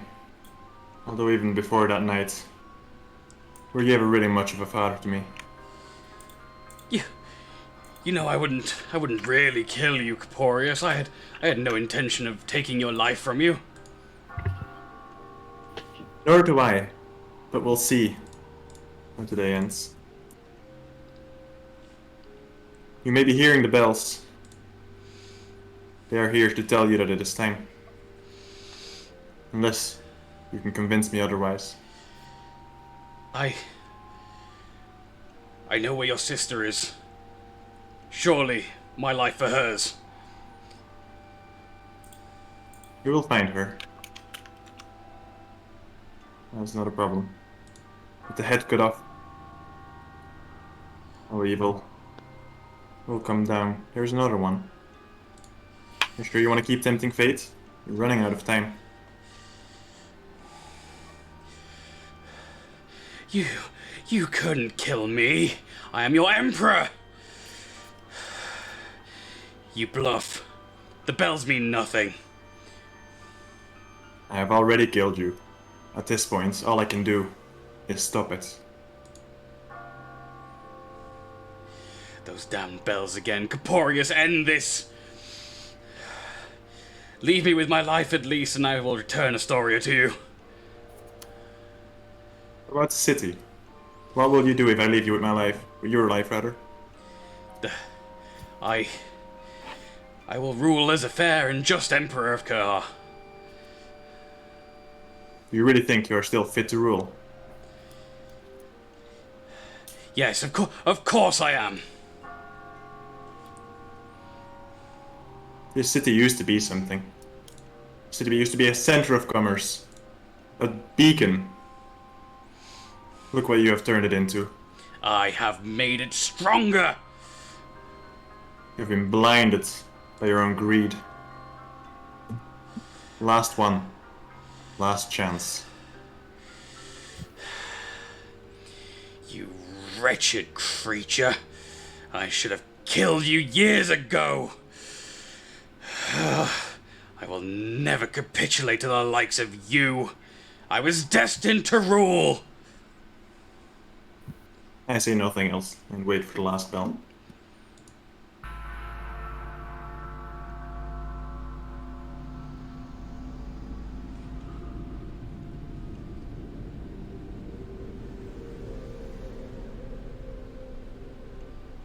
What happens after the last bell? How do you want to do this? If you'll allow me to roll damage for it, I would very much enjoy to do that. Please. Assuming it's just 12 of the spell we discussed, I shall... Mm-hmm.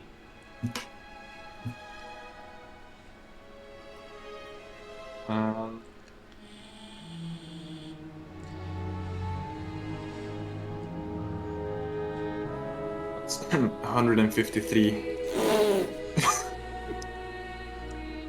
How do you want to do this?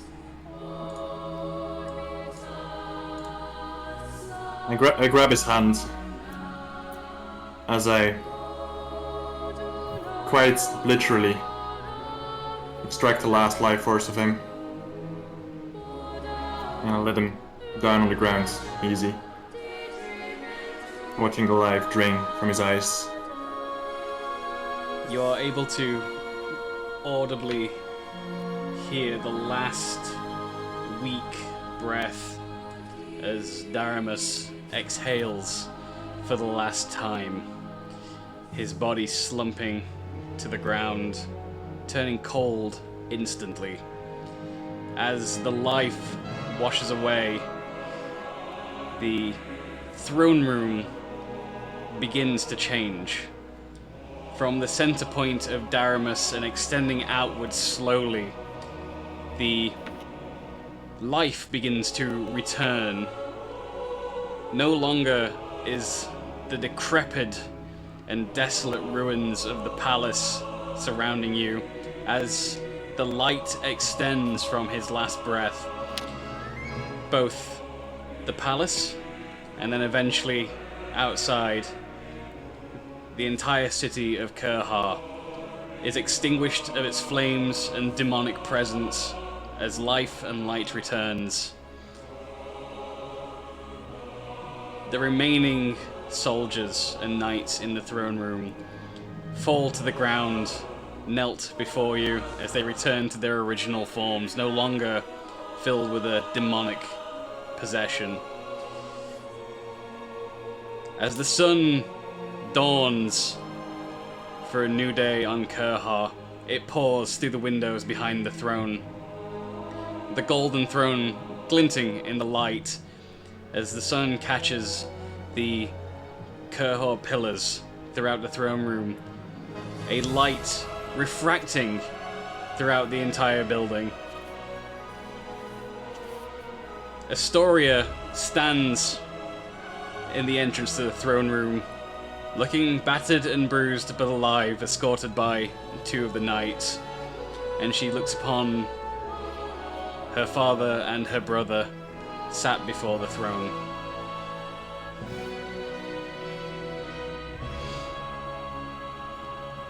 She rushes across the room to join you and looks down upon the lifeless body of Daramus. You did it. I did. He will torment us no more. It is over. You can see the tears in Astoria's eyes, a mixture of grief at losing her father, but also of hope that this nightmare is finally over. And with a weak voice, she turns to you to ask, what do we do now? We bring back what once was. We bring back Karar to its full glory. We continue the work our grandfather and his father and their father before that have done so well. the two of you look off to the side of the throne room, under one of the balconies, and just for a second, you glimpse, in a twinkling platinum light, the form of a dragonborn stood looking on at you. Only you and Astoria recognize the figure to be that of Orhander, your late grandfather. Holding his hand and stood beside him is the form of Cronoa. They both nod at the two of you and begin to walk away, and as they pass one of the pillars, they vanish forever.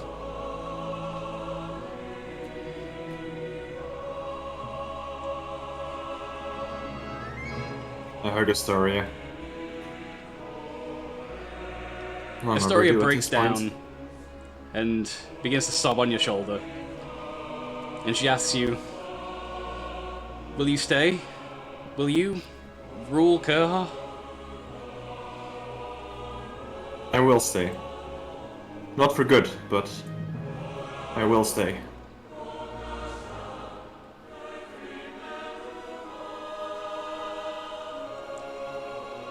And on that note, we are going to end tonight's session.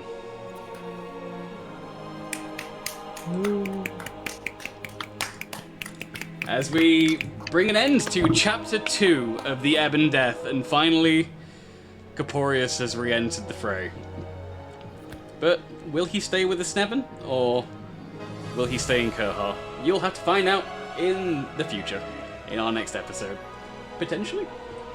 Yeah, it's been a very warm night, and I'm glad we all managed to stay together and I almost didn't. Yeah, well done, A. I'm glad we all managed to keep it up and managed to end this chapter. I'm very happy with how the story's going so far, and I think we got a lot set up and a lot done towards the end there. So of course, I think it's only right that we thank our absolutely fantastic players, as per usual, starting with our Eladrin Rogue, M, with the final shot, the kill that ended the Githlar. Yeah.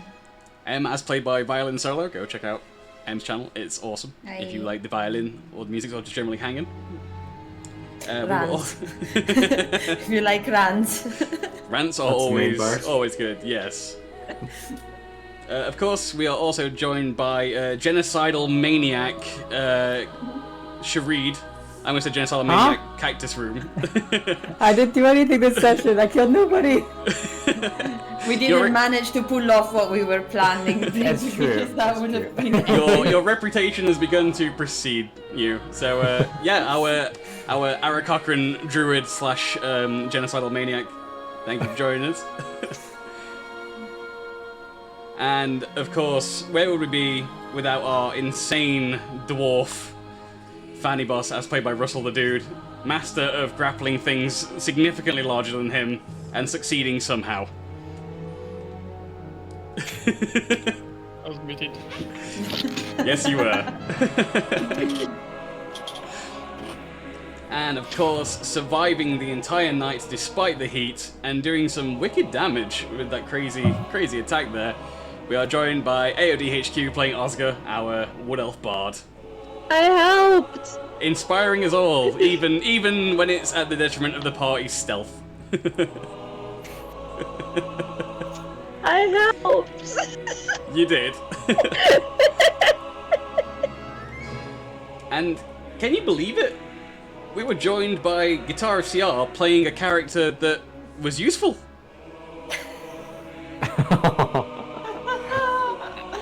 It shocks even me. Two kills in one round of combat. I've never seen it. I never thought I'd see the day. But of course, Gershaw, our human monk, who is actually powerful now. How did that happen? We don't know. We'll find out though. I'm sure it's going to be in the. There'll be a storyline for it. I'm sure. I hope. Let's try and explain this somehow.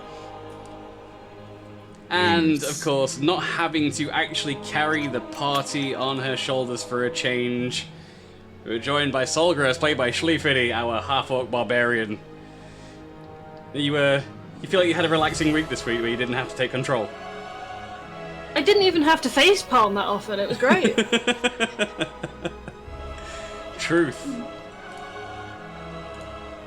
And last but not least, playing his theme as well. This is official, by the way. This is actually Caporius' theme. That's right. This is not stolen music from anything for a change.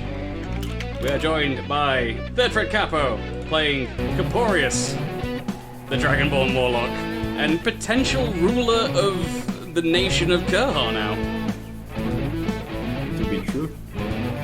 We shall We'll have see. to Tune in next how week. that plays out, yeah. And of course, I'm going to leave this on because this is a banging track. This is of course made by Charles, by Guitar CR, and it's one of many tracks that I've not actually added properly to Sirenscape, so expect more, hopefully. There you go, I'll put you on the spot now, Charles, you've got to do it. Yeah. I did say I was going to do a theme for each of the Sneven, and a theme for the Sneven. So 8 tracks.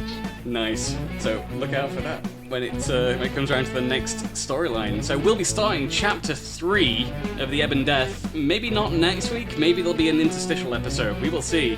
I'm not going to give anything away. You'll just have to come back next Wednesday to find out.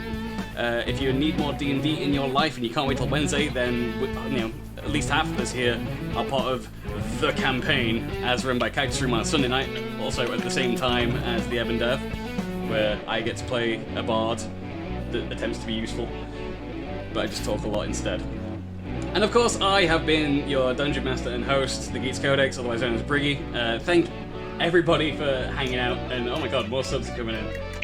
Coffee, thank you. And everyone else that's... That was exquisite.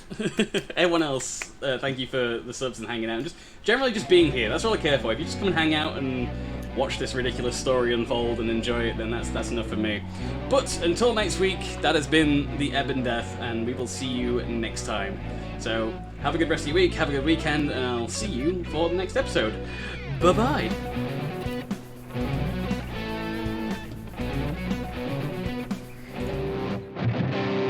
Today, we pay homage to the streamer's salty snack of choice, and the capo who's brave enough to defend their honor.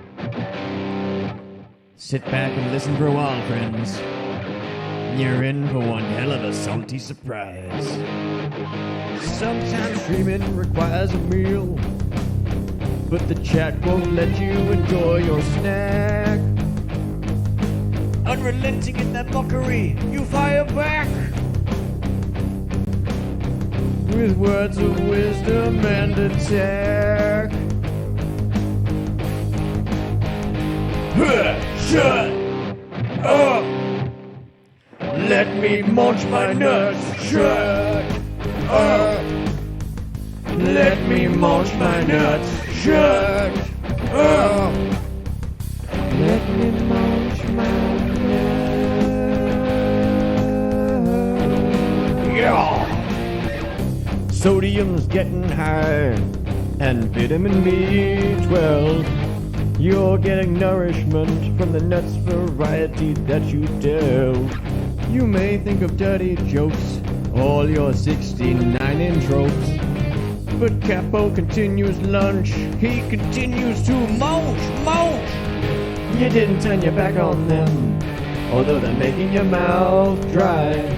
You'll never go hungry again until your death counts 60 high.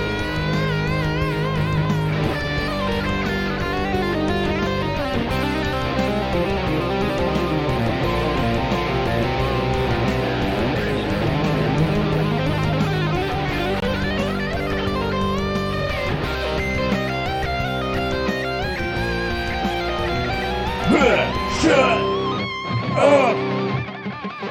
Let me munch my nuts. Shut up! Let me munch my nuts. Shut up! Let me munch my nuts. Damn you, rotating cube! Shut up! Let me munch my nuts. Shut up! Let me munch my nuts. Shut up! Let me munch my nuts.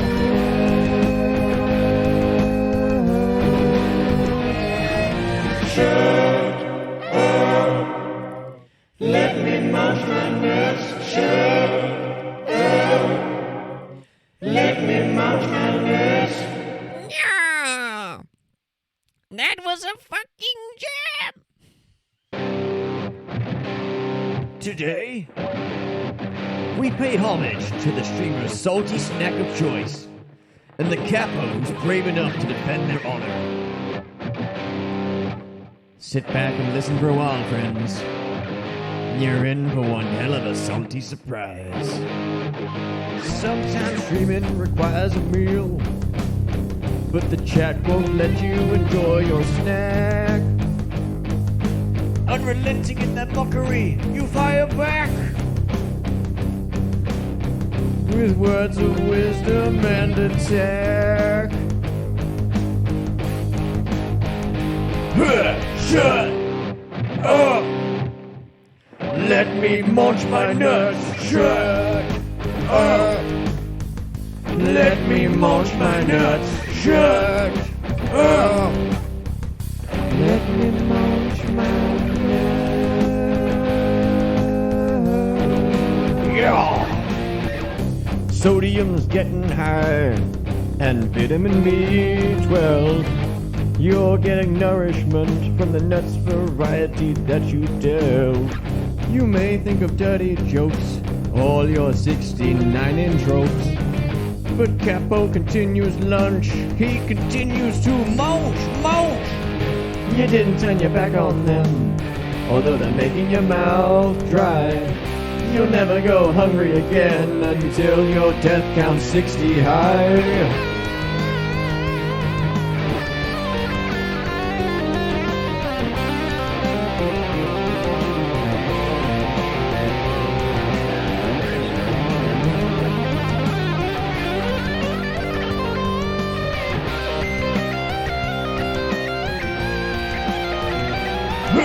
Shut up! Let me munch my nuts. Shut up! Let me munch my nuts. Shut up! Let me munch my nuts. Damn your rotating cube! Shut up! Let me munch my nuts. Shut up! Let me munch my nuts. Shut up! Let me munch my nuts.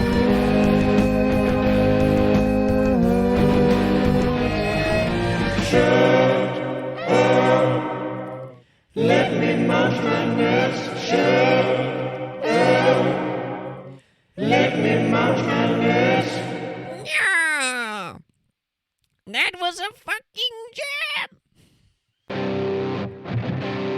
Today, we pay homage to the streamer's salty snack of choice, and the capo who's brave enough to defend their honor. Sit back and listen for a while, friends. You're in for one hell of a salty surprise. Sometimes streaming requires a meal, but the chat won't let you enjoy your snack. Unrelenting in that mockery, you fire back with words of wisdom and attack. Shut up! Let me munch my nuts. Shut up! Let me munch my nuts. Shut up! Let me munch my nuts. Yeah! Sodium's getting high, and vitamin B12. You're getting nourishment from the nuts variety that you delve. You may think of dirty jokes, all your 69-inch ropes. But Capo continues lunch, he continues to munch. You didn't turn your back on them, although they're making your mouth dry. You'll never go hungry again until your death counts 60 high.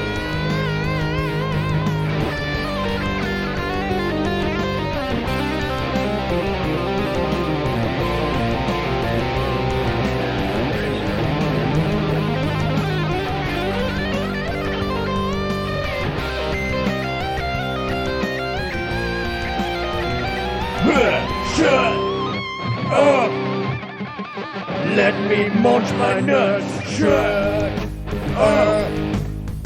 Let me munch my nuts. Shut up. Let me munch my nuts. Damn your rotating cube. Shut up.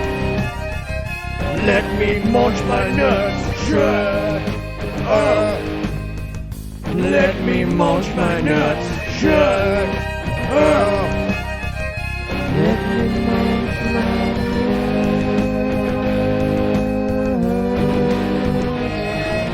Shut up. Let me munch my nuts. Shut up. Let me munch my nuts. Yeah. That was a fucking jam. Today, we pay homage to the streamer's salty snack of choice, and the capo who's brave enough to defend their honor. Sit back and listen for a while, friends. You're in for one hell of a salty surprise. Sometimes streaming requires a meal, but the chat won't let you enjoy your snack. Unrelenting in that mockery, you fire back with words of wisdom and attack. Shut up! Let me munch my nuts. Shut up! Let me munch my nuts. Shut up! Let me munch my nuts. Yeah!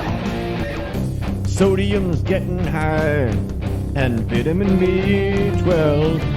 You're getting nourishment from the nuts variety that you delve. You may think of dirty jokes, all your 69 tropes. But Capo continues lunch, he continues to munch.